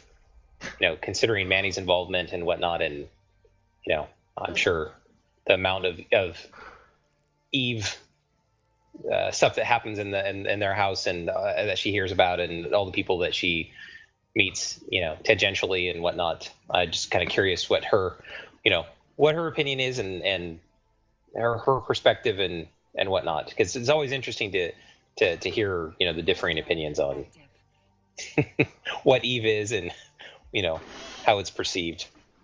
Well, honestly, it ends up being a lot of Q&A between myself and my husband, because since I don't play the game that much, if at all, I don't understand a lot of terminology and what's going on. Sure. Like this whole time you guys been talking about stuff, but I've been asking him, like, what the heck are they talking about? And for the benefit of my Twitch stream, I've been answering them. Gotcha. So and answering a lot of things off the stream too. So how long did it take him to convince you to finally actually give Eve a shot? And I know he said you didn't make it through the tutorial, but like how much actual Eve time did you play before you went, okay, screw this? Not including the Barbie time. Yes, I'm thinking like maybe hour and a half. And what was it that didn't appeal to you, or what was it that put you off the game, other than whatever hatred you may have built up for it in the time prior to you actually trying it?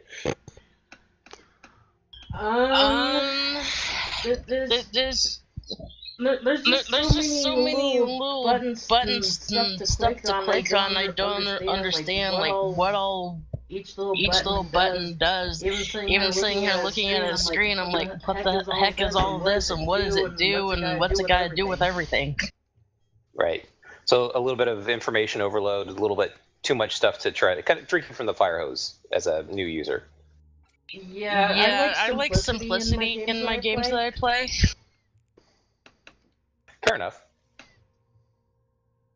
Well, Eve has always been a deep into the pool type of game for people, and for a lot of people, I know myself in particular, I thoroughly enjoy playing Eve, but I probably get more enjoyment out of working with the data from Eve. I'm definitely a spreadsheet, database, web tool, data whore when it comes to Eve.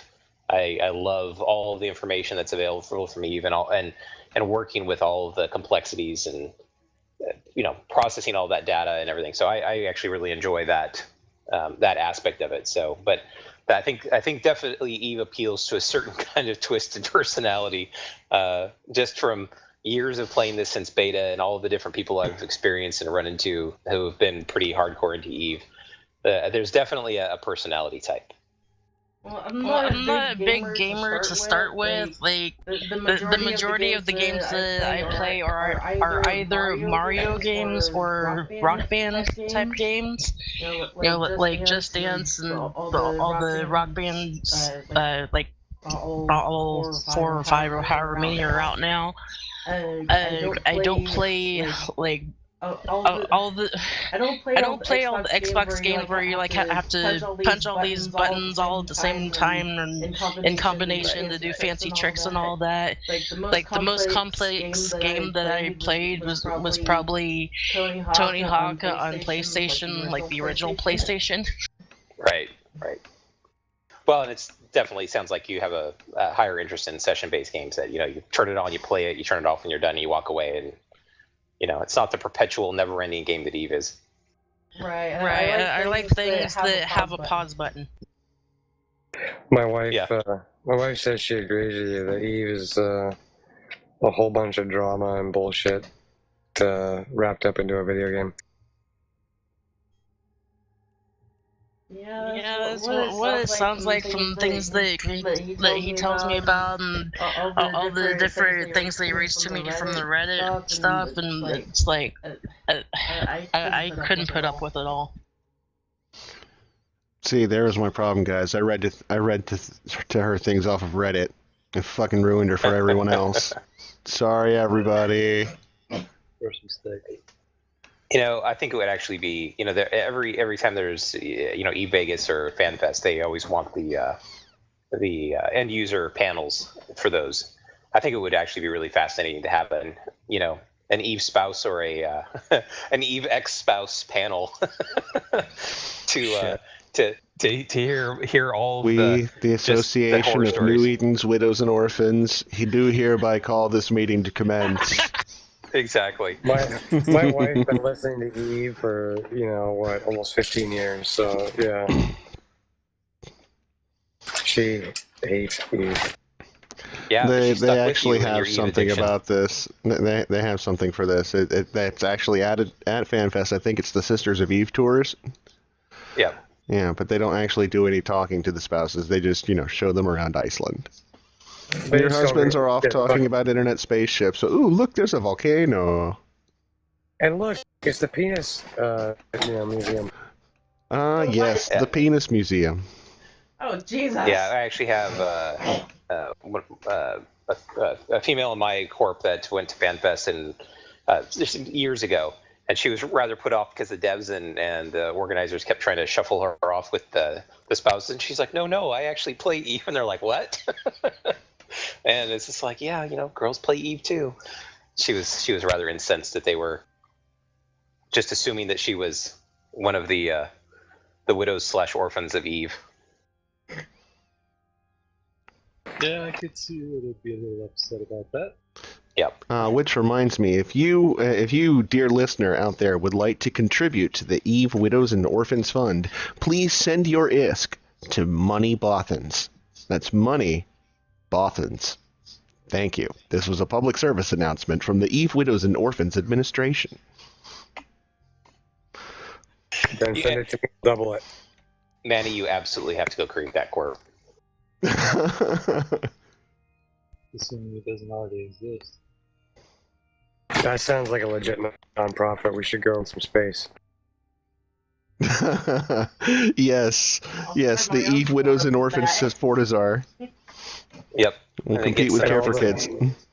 Hire people to panhandle for you, Vegeta. Until they nerf them. It can be the new Vegeta spam. People out there panhandling for the Widows and Orphans Fund. I'll start my own corporation. I won't say the corp doesn't exist. Davina said she'll name her corporation that. If, we can get her to form a corporation, which would require her to train more skill points, which would require her to log into the client and manipulate things inside the game. I know my wife could tell some stories about the back end room, smoky room stuff of Eve. So there we were, Manfred, Sidious, and the Mittani, and here I was, a fly on the wall for their conversation. The things they said. You don't want to know the things they said. Or the Bob barbecue. Oh God, the Bob barbecue. No, the yacht parties. the Matani yacht parties. I want to go to one so bad. I would have nothing to say. I would not be able to just, speak to anybody, but I could just, drink beer and be seen on the boat. So That if would I'm be going fun. I respect everybody that likes to go party like that, but honestly, if I'm going on my boat, I'm not bringing a bunch of nerds with me. Sorry. Yeah, that's not really entertainment, is it?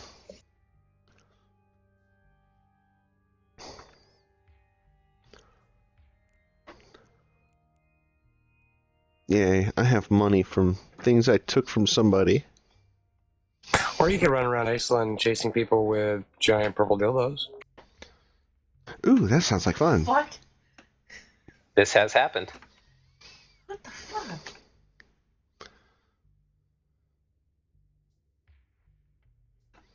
Go to the monument with your group of friends. Giant purple dildos strapped to everybody's foreheads. 07 salute the monument. And that's when you hear the camera shutter. Cock salute. We are going to fuck you with our faces. Everybody, flop their dongs and salute. 07 Space Bros. Yeah, speaking of things that have put your wife off this game. But I'm honey, so we were glad I went drunk. out and smoked. I'm What so was that, glad Jay? I'm outside right now. I said I'm so glad I went out inside and smoked. It's like, yeah, you're not going to Iceland ever. Yeah. No, I'm not trying for Iceland. I'm trying for Vegas right now. Yeah, but see, you go to Eat Vegas, there's, casinos and alcohol and bunny ranches. Who the fuck wants to talk about spaceships? I do. That's why I'm volunteering for the event. Alright. Besides, there would be no other reason I could ever go to Vegas, ever. She wouldn't let me go to Des Moines by myself. You think she's gonna let me just, not hang out around all the internet spaceships while we're in Vegas? Take her with you. Go have fun. Oh, I have There's to. tons to do in Vegas. There's a lot of Yeah. things to do in Vegas. There's dispensaries in Vegas. Dispensaries. I have a dispensary down the road. Yeah, that must be Whereas in nice. Washington, it's legal. No dispensary required. Well, we actually, have it's retail. going to be legal in Vegas end of this month, actually.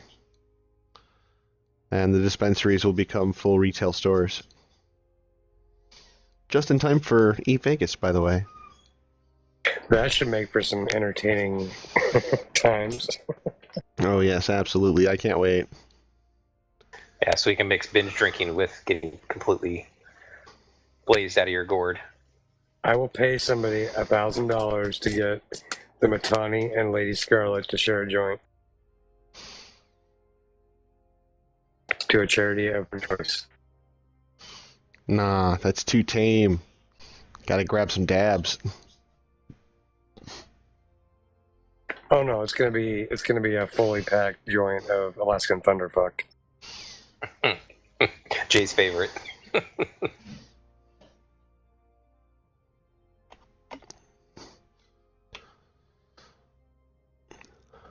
think I saw a picture a while back of them hugging though.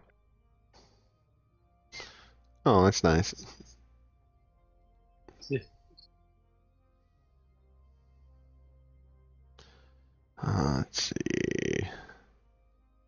Yeah, I think I'd have to nope out.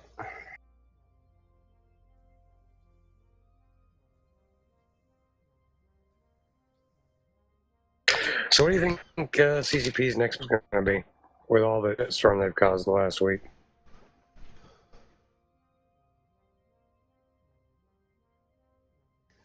Well, I think we could probably guarantee it's not going to be anything we want them to do. Yeah, that's pretty much a given. Well, I mean, they don't have a PR manager, a community, coordinator or relations manager, but I mean, they have to do something.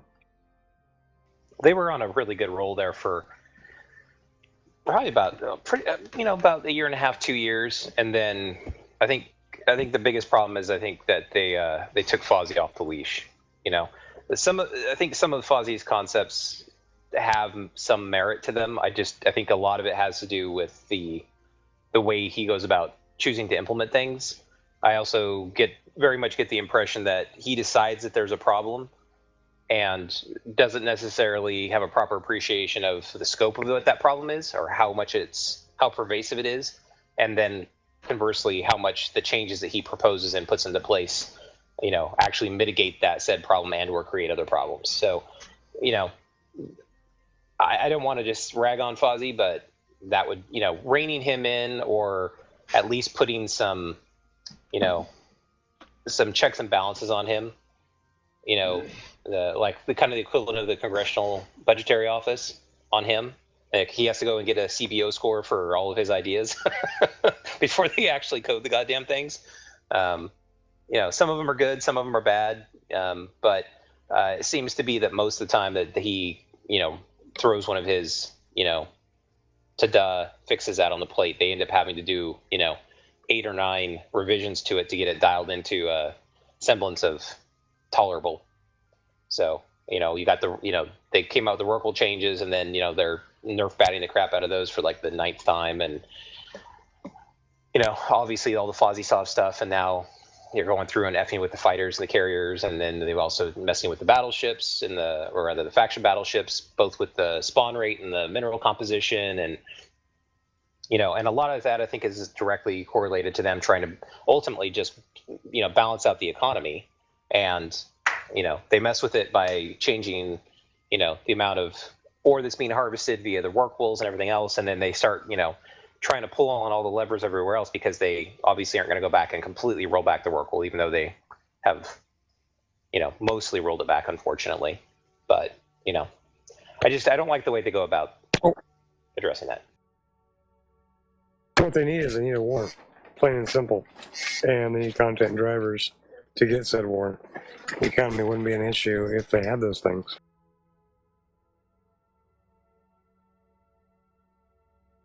But beyond that, I mean, they did put a CB. I mean, the CSM is supposed to reign. They're supposed to use the CSM, but Fozzie just says, fuck the SM. I'm gonna create a focus group randomly for no fucking reason, and then not listen to what the fuck they say. I mean,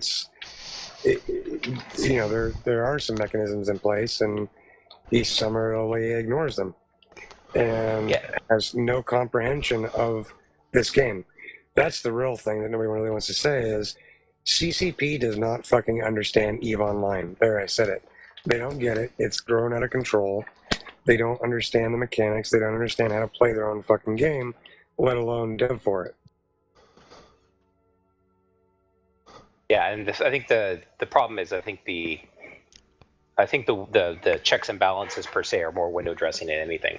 I think they do get some valuable feedback and ideas from the CSM, but like the focus groups and they put stuff on the test server and they completely ignore the feedback from people on the test server by and large, and just go with what they decided to do because we put this on our sprints for the next 3 months, and then we coded it and then we put it on the test server and nobody liked it, but we don't want to go back and say that the last 3 months we spent was developing a turd, and so they roll it out anyway and try to spin it. I don't think it's even that. I don't think they comprehend their own game. I think that's really the nutshell of it. I think the game has grown past them, and they just, a lot of the people when they go to work for CCP largely stop playing EVE, right? And you're obviously not allowed to do certain things in EVE and yada yada yada. But back to the T20. Don't get me started. But the point is they don't get their game. They don't understand the economics. They don't understand the PvP. They don't understand the industry. They don't understand, fuck, they sure as fuck don't understand Fozzie Soft. Otherwise, they'd fucking get rid of it. Well, It's kind of Fuzzy Sov's kind of like what they say about democracy, in that it's the worst system out there except for every other system. And I think the one good thing about Fuzzy Sov is that it gives the small organizations, small groups, an opportunity to have a direct effect. Is it cancer at times? Yes, but before Fuzzy Sov, it was very difficult for small organizations to really have any kind of impact, other than simply being, cannon fodder and/or just extra bodies in a monster fleet. So, but how has that changed, Axe? I mean, seriously, we were talking about that earlier on the show. There's no content. There's no reason to go attack somebody, and there's everything to lose for doing so. I mean, no, it's a horrible system. I mean, it was like when it first came out, it was like, oh my god, the interceptor is going to be the new meta. Oh, you guys don't know what the fuck you're talking about. What happened? Yeah. But I mean, what do you want to go back to? You want to go back to structure bashing?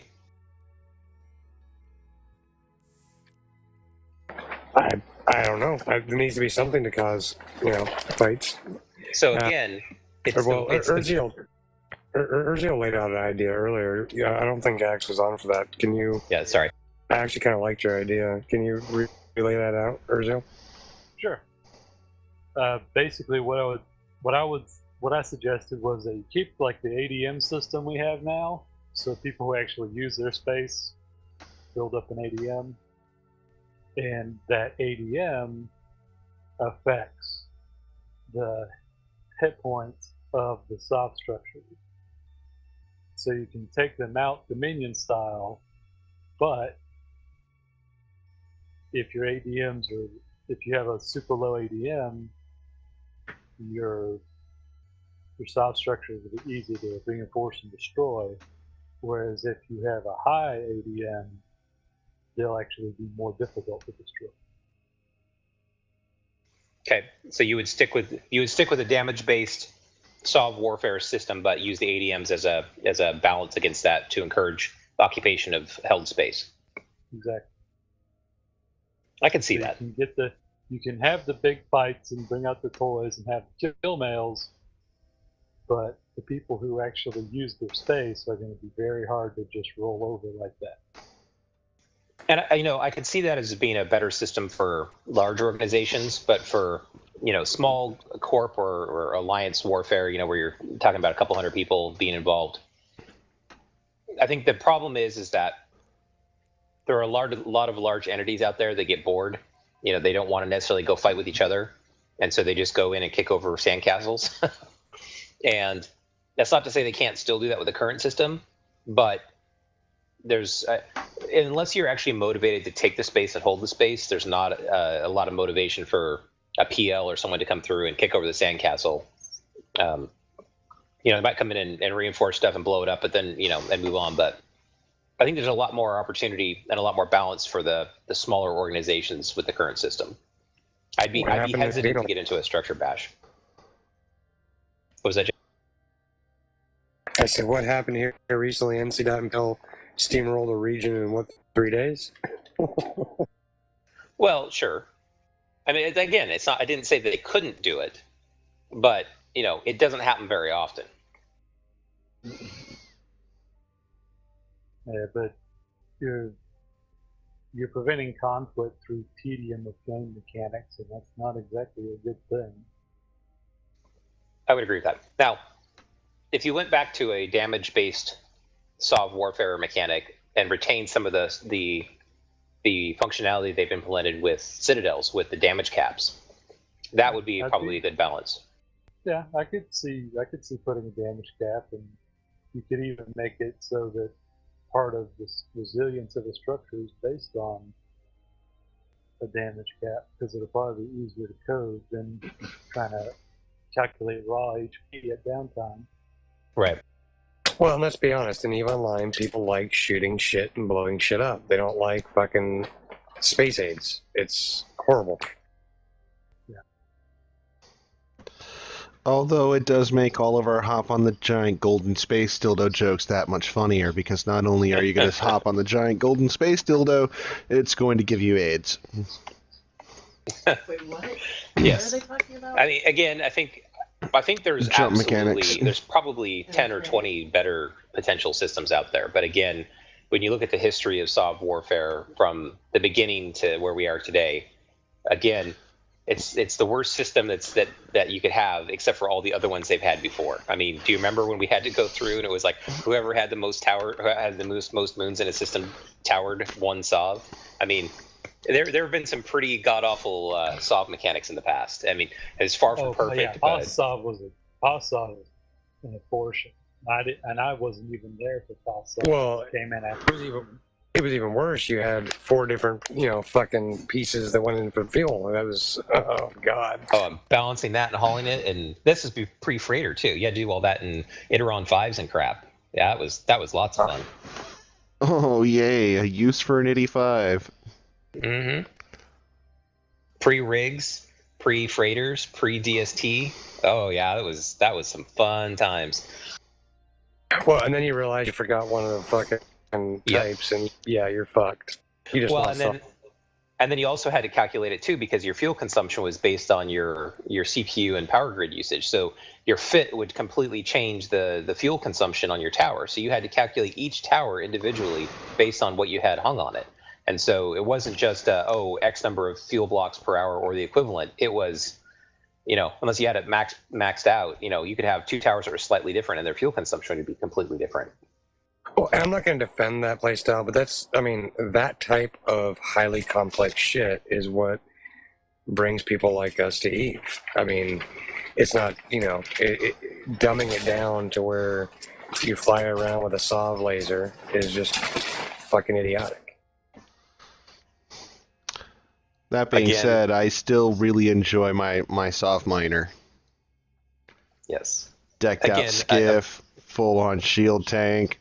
Scrams and webs for the unfortunate interceptors who get too close. I can still hear their tears. I'm sorry. Yeah. It makes me feel warm inside. Yes. I've said it before and I'll say it again. It gives me special pants feelings.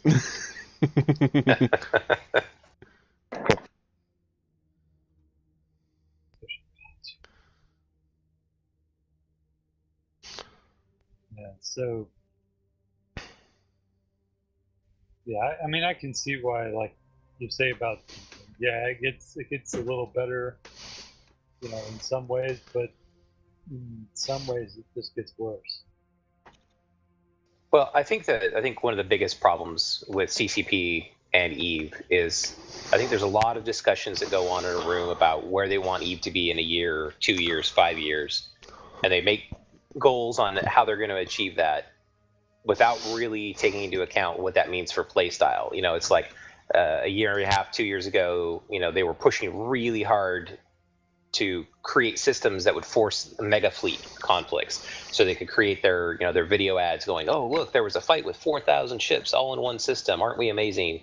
And it was the end all be all was to get these mega fleets and these mega fights going on, and creating systems and ships and content drivers that would force those situations. And so that's a situation I think, or an example of where they, at least the perception on my part is that they created this goal in their head of what they wanted Eve to be, and then tried to force it in that direction, rather than looking at what Eve is and how to manipulate the way that people want to use Eve to make it a better game and to make it more attractive to more users and to retain the current users that they already have. I think that illustrates the point that we've all kind of touched on, and I said earlier, they don't understand their game. I mean, Eve isn't played mining a rock or shooting a ship. Eve is played at a much higher level, right? The meta, the high-level market stuff. I mean, we're playing it right now. Yeah. Well, most of the immersion game, metas, whether it's industry, PvP, all these different things, were not created by CCP, right? They're created by players, and they're not deep enough in it to understand what's going on. Yeah. Well, I think that's part of the dichotomy too. Is that when Eve was first created, it was designed specifically to be a sandbox, and I don't think the people who are at the helm right now necessarily like the idea per se of it being a sandbox. And that sandbox concept, as I think, is a little bit of a redheaded stepchild to them, and they're stuck with it, but they don't necessarily love it, and they try to control it and they try to change its nature instead of accepting it for what it is.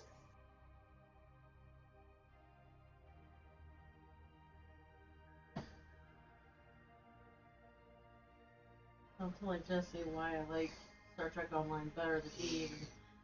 Well, and if they don't, wrap their head around it, I mean, the problem is that they don't engage with the major content providers, right? They don't engage with Goons. They don't engage with NCMPL, right? They don't talk to their players. It's almost like they don't know what to do with it. It's a stepchild, but beyond that, they're trying to wow it, right? I mean, yep. And when WoW was in its age of 11, 12 million subscribers, it was hard. Holy shit, doing Sunwell, fuck me, that was hard, right? You had to tweak it, min max it, and pray to God you didn't get one shotted or a crushing blow or all these other mechanics. And then they started dumbing it down, right? After Wrath, then you had was a Cataclysm, and they started dumbing it down further and further and further and further, and getting rid of mechanics and combining mechanics and trying to simplify it, all in the name of trying to make endgame content accessible to newbies, really. And with EVE Online, it's like they're trying to do that, but they really don't know how. I mean, they don't know. I honestly, God, don't believe that they understand how Brave came to be, right? I don't think they understand that.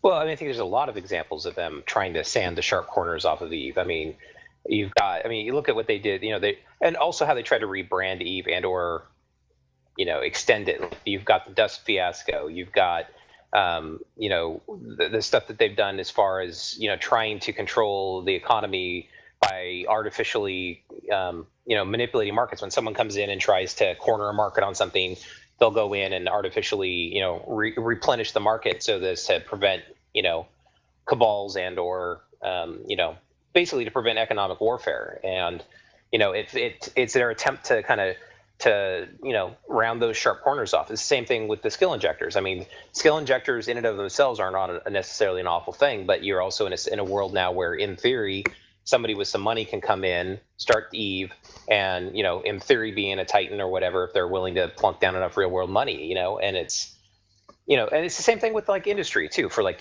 for years, industry, if you max out your industry in the first 2 or 3 years of Eve, you basically had no room to grow for the next 8 years, and you get players that come in that don't understand the economics of the game, and they're like, oh well, I mined the ore, so therefore I can sell this below market value, and it didn't cost me anything, because they don't understand the value of what they're doing, and they screw the markets, and everything gets drilled down to where the manufacturing, everything's at like 0.5% profit margin.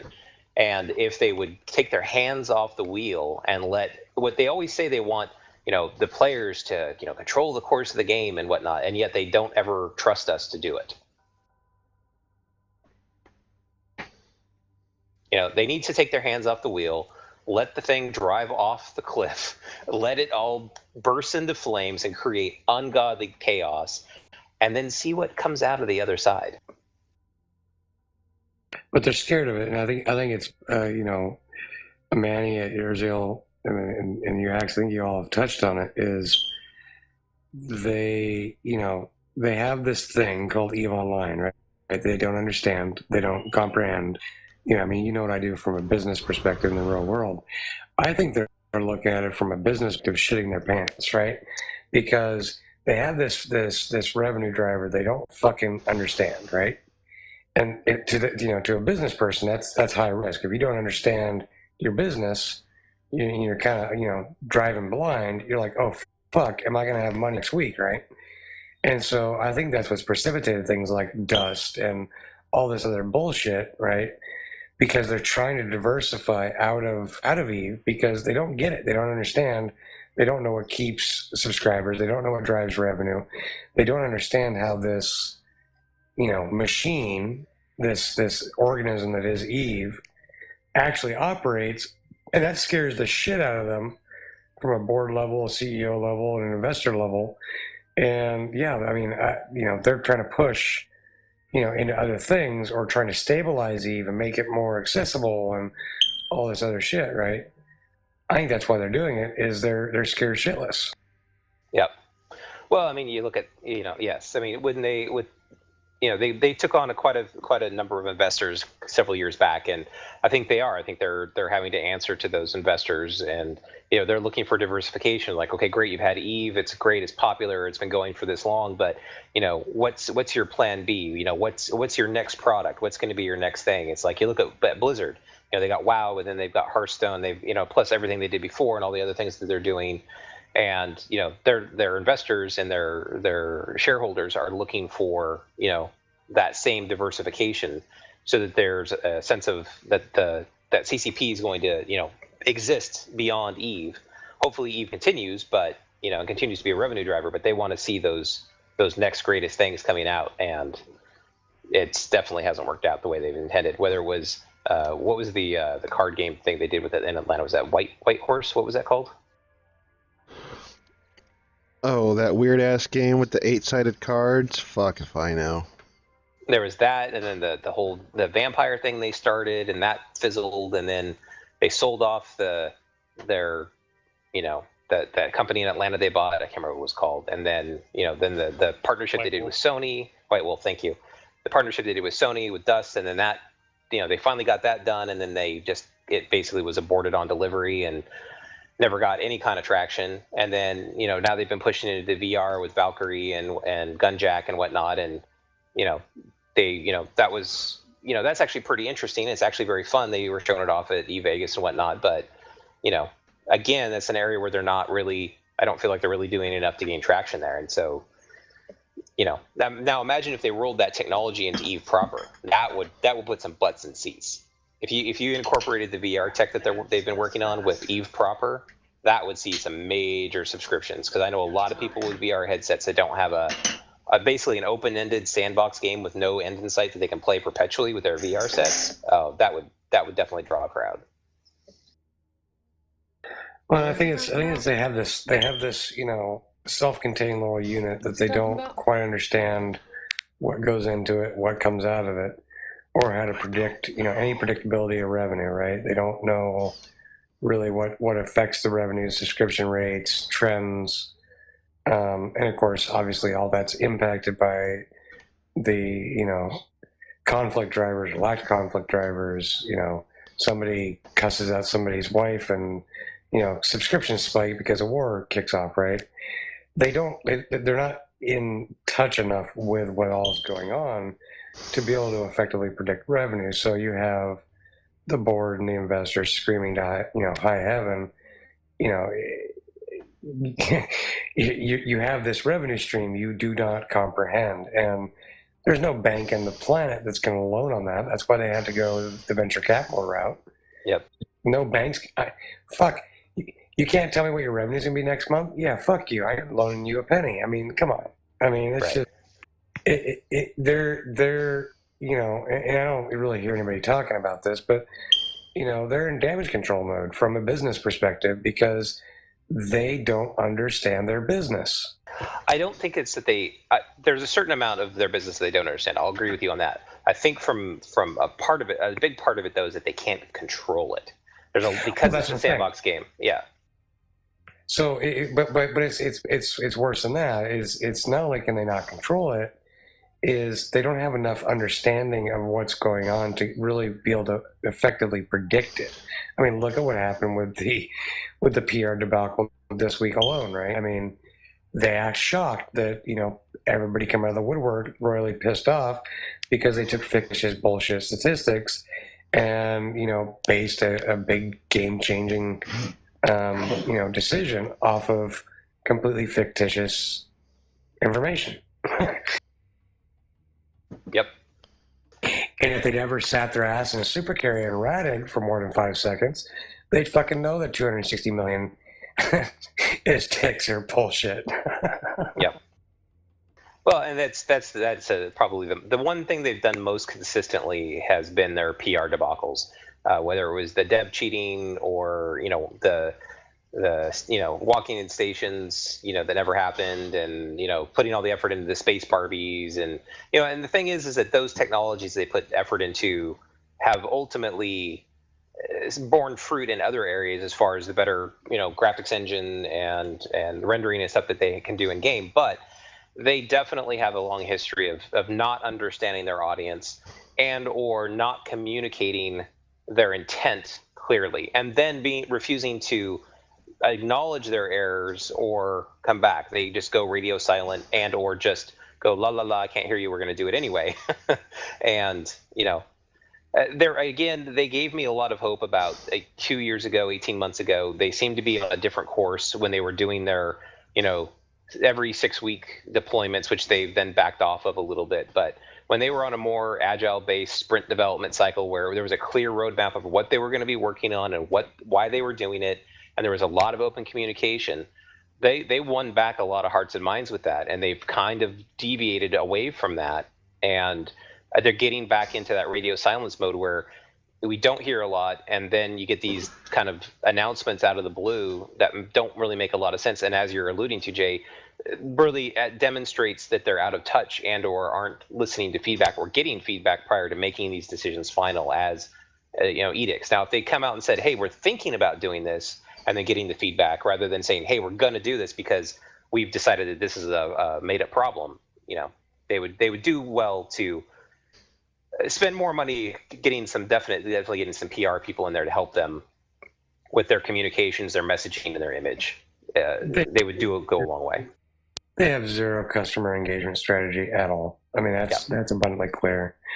But yeah, I mean, like, when CCP Siegel came on and started doing her videos, I had pretty much quit Eve. I was burned out from things, and when she came on and they started talking about the different stuff they're going to do, and there was that engagement. They was like, oh shit, that sounds cool. I want to get a keep star and shoot somebody's ass with it. That sounds like fun. And there was a constant drip of positive stuff, or here's what we're thinking of doing, what do you guys think? But I've heard recently that people have been, pounding at CCP Siegel and not even getting response. Yeah, that's very unfortunate. I mean, I would agree. When CCP Siegel came on the scene, that's when everything started, at least for a while there, turned around. And I don't know if the recent mode of operation for them is a result of them maybe not getting the returns that they were looking for, because I know at the same time that she came on, they were doing that big push to try to get old players to come back in and to work on player retention and get new players in and get the Xbox crowd engaged and whatnot. And, part of that was the dust blow up and whatnot. But, I'm wondering if they've kind of reverted to type because they didn't see as much of a boost to their, their subscription levels as they had hoped. Well, and hence, alphas. Well, I think that's exactly what it is. They had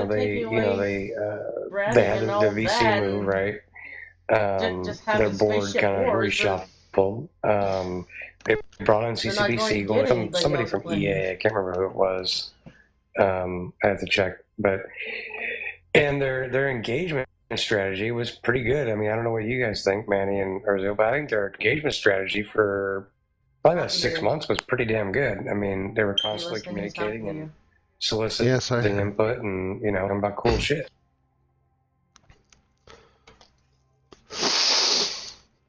But what do you guys think? My biggest concern is that there needs to be some sort of conflict driver. I mean, granted, if there is no way to make money, there is really no Eve. But if there is no fight to be had, no way to use that money just sits there in the economy. We need ships to explode. And so without war, there is no Eve. I would agree, and I think they gotta get that sorted out. I mean, the Sov restructure, the features Then and Sov build and things. Citadels and Then build Fuzzy things Sov and even, profit off of it war. was taking way too long. Such as? Chips. Yep. Besides ships, what else is And there I think to build? here's the thing: the ideas that Modules, they have ammo, to do a lot of these structures, things would be fine resources. if they were rolling them out at a faster pace, which they could do if they got proper feedback as they were developing them, so they could roll out a better finished product the first time. Because the problem is I think they're very because they have a bad track record. I think they're very hesitant to make changes. They make changes fairly slowly, and then they just go, "Oh, well, we'll throw this out there, and then we'll patch it a bunch of times." It's the Microsoft model of, "Oh, it's got 4,000 bugs. They're undocumented features. Let's release it, and then we'll just put out a service pack in a couple of months. We'll put a Band-Aid on it." And it's like, yeah, but unfortunately, Eve is a live, living organism, and you can't, people can't opt out until Service Pack 1 is out. So I kind of feel like we're in the Windows Vista era of Eve, to be frank with you. Yeah. So, again, it's that feedback loop. They need to interact with their player base more. They need to gather information more. And here's the thing, though, is that I do understand, because there's an aspect of the puppet theater there where, you got a bunch of, not for nothing, a lot of Eve players, and probably some of us in this room to one degree or another fall into certain stereotypes of being, shut in, sitting behind a computer with 3 to 20 monitors and not much of a social life or whatever. Not all of us are like that. Some of us are, but the most vocal people tend to be more to type than others, and it's hard to get through all the noise sometimes when you do solicit input. But I think it's easier for them to solicit input from a positive viewpoint than the way they get it now, which is they make a change and then they're drinking from the fire hose of animosity. And I just think they're afraid to take that risk. Well, and I think that, all this uncertainty, to what Manny was saying, is exactly the problem. People like me. People are uncertain of what the future is actually going to be. So, until it's figured out, there's not going to be a major war necessarily. Obviously anything can happen in Eve, but I don't think there's going to be a major war necessarily based off of the uncertainty that's currently, hanging over a lot of features, right? Things like the faction citadels. If we knew, let's say, for example, based off of XYZ level of upgrade, the citadel will be worth 500 billion-esque, everybody would be planning this shit out, and as soon as, it was go time, Eve would, burn down around our ears, right? And that would be awesome. Or maybe they need people like me to give them feedback so that if they can attract people like me that don't like the game to actually play the game, then maybe they'll be doing something right. There's definitely validity in that. The challenge is that Eve, you have kind of the Xbox, console / session type games, and then you have games like Eve, which really don't fit into a category. And they've, TCP has made attempts to do that. I mean, they've made a lot of effort to try to draw in that crowd. That was part of what Dust was. Part of it was what they're doing with alphas to make it more accessible to the drive-by gamers, to try to bring them in and suck them in. They've spent a lot of time and energy working on the new player experience, which while it may not be perfect, I think they've come a long way on that. And I'm trying to remember the GM who's in charge of that, but he's done a fantastic job, with the changes he's made on that, especially back from where it used to be. But the thing is, too, is that Eve is such a massive entity, and it's gotten so big over the years. It's had this exponential growth in features and ships and ship balance and economy and everything like that. That it becomes part of that exponential growth comes with the exponential cost of maintaining it and or making changes to it. Back when the biggest ship in the game was a cruiser, and people were out there mining with just mining laser 2s on Iterons and things like that before there were mining barges or anything else. It was a much simpler game, and the changes that you made to the game were much easier to predict. But there's such breadth and depth to the features and the ships and the economy and every other aspect of the game, not to mention all the meta stuff, that it's very difficult to make changes and be able to predict the results of those changes. And then you couple that with a situation where it's a sandbox and where no matter what you do, people find ways to use things in ways that you didn't intend. I understand some of their hesitancy. But to go back to your original point, Davina, it's very challenging to apply the attractors for that style of gamer to Eve without changing what Eve is. Well, I think you nailed it, right? When it was Cruisers Online to where it is now, it's grown out of control. They don't, you know, I mean, you say they can't predict it, but I mean, there was a lot of, I mean, all the CSMs, you know, were screaming about it. I mean, Aerith talking about how it was going to, you know, break this and break that, and well, look, they're right. So but you also can't predict it. You also have to look at the lesson that we've taught CCP though over time, is that, you know, when it was Cruisers Online, everyone was like, oh, we want bigger ships, we want bigger ships, we want this, we want that. And over time, they've given us some of the things that we've asked for and some of the things we didn't even think to ask for.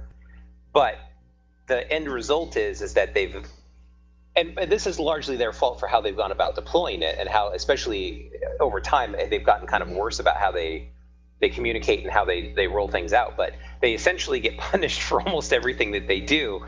And so, you know, even when they do things that we want them to do, there's almost always a negative feedback loop for them, because you're either moving somebody else's cheese or you're breaking something that somebody else was, you know, counting on or built their Eve experience around, or they just effed it up, you know. And so, you know, we're a victim of in some degree, we're dealing with the CCP that we created by getting some of the things that we demanded previously and then getting really creative with how to use them and abuse them. So, you know, the problem with this is this uncertainty, the development cycle, the lack of engagement and communication has everybody, you know, uncertain. And I mean, back to your point, Davina, I mean, if there wasn't uncertainty and mass war was happening and there was massive fleets, I remember when the Hero Coalition, you know, was going out there and you had newbies that were a week into the game seeing massive super fleets drop on, you know, a fleet, and you know, you had 10,000 ships in a night in one system, and you know that got people playing, right? I mean, seeing that kind of cool shit was what drew people in. Oh man, this has been an absolutely amazing discussion. I wish I could keep going, but somebody needs to go to the dentist tomorrow. And I've got some things to take care of before bed. We have well past that 2-hour mark, and so we're going to go ahead and go into shout-outs. Urge, you awake there for a shout-out? Yeah. Awesome. Let's go ahead and, for those who haven't done shout-outs before, it's basically, you know, just shamelessly plugging yourself and or, you know, giving a shout-out to somebody who you think did something cool.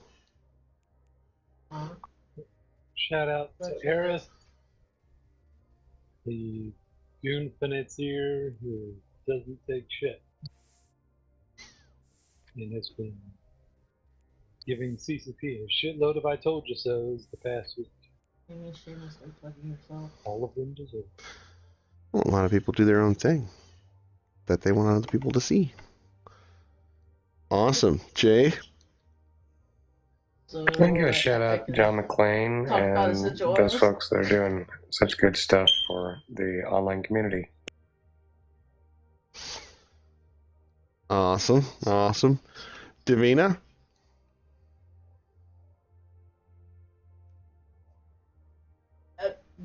Pass for now. She's shy, folks. Axe.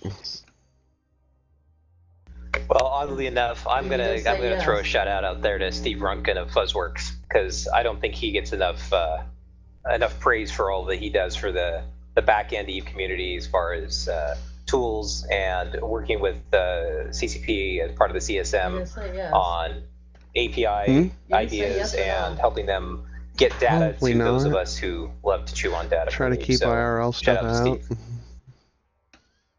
Well, I don't play the game, so I don't have any shoutouts. All I have is shamelessly plugging other things I do, which is selling essential oils. So I'm going to go ahead and go into my shout out. I want to give a huge shout out to everybody who showed up today. There is no show without guests, and the more guests that I have, the easier it is for me to have a nice, awesome show full of content and just brimming to overflowing with amazing discussion.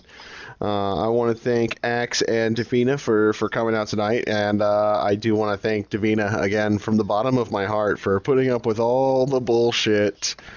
All the, oh god, my fleets are pinging, I must go fly in Tarnet spaceships. And for joining us tonight for our own special little brand of insanity.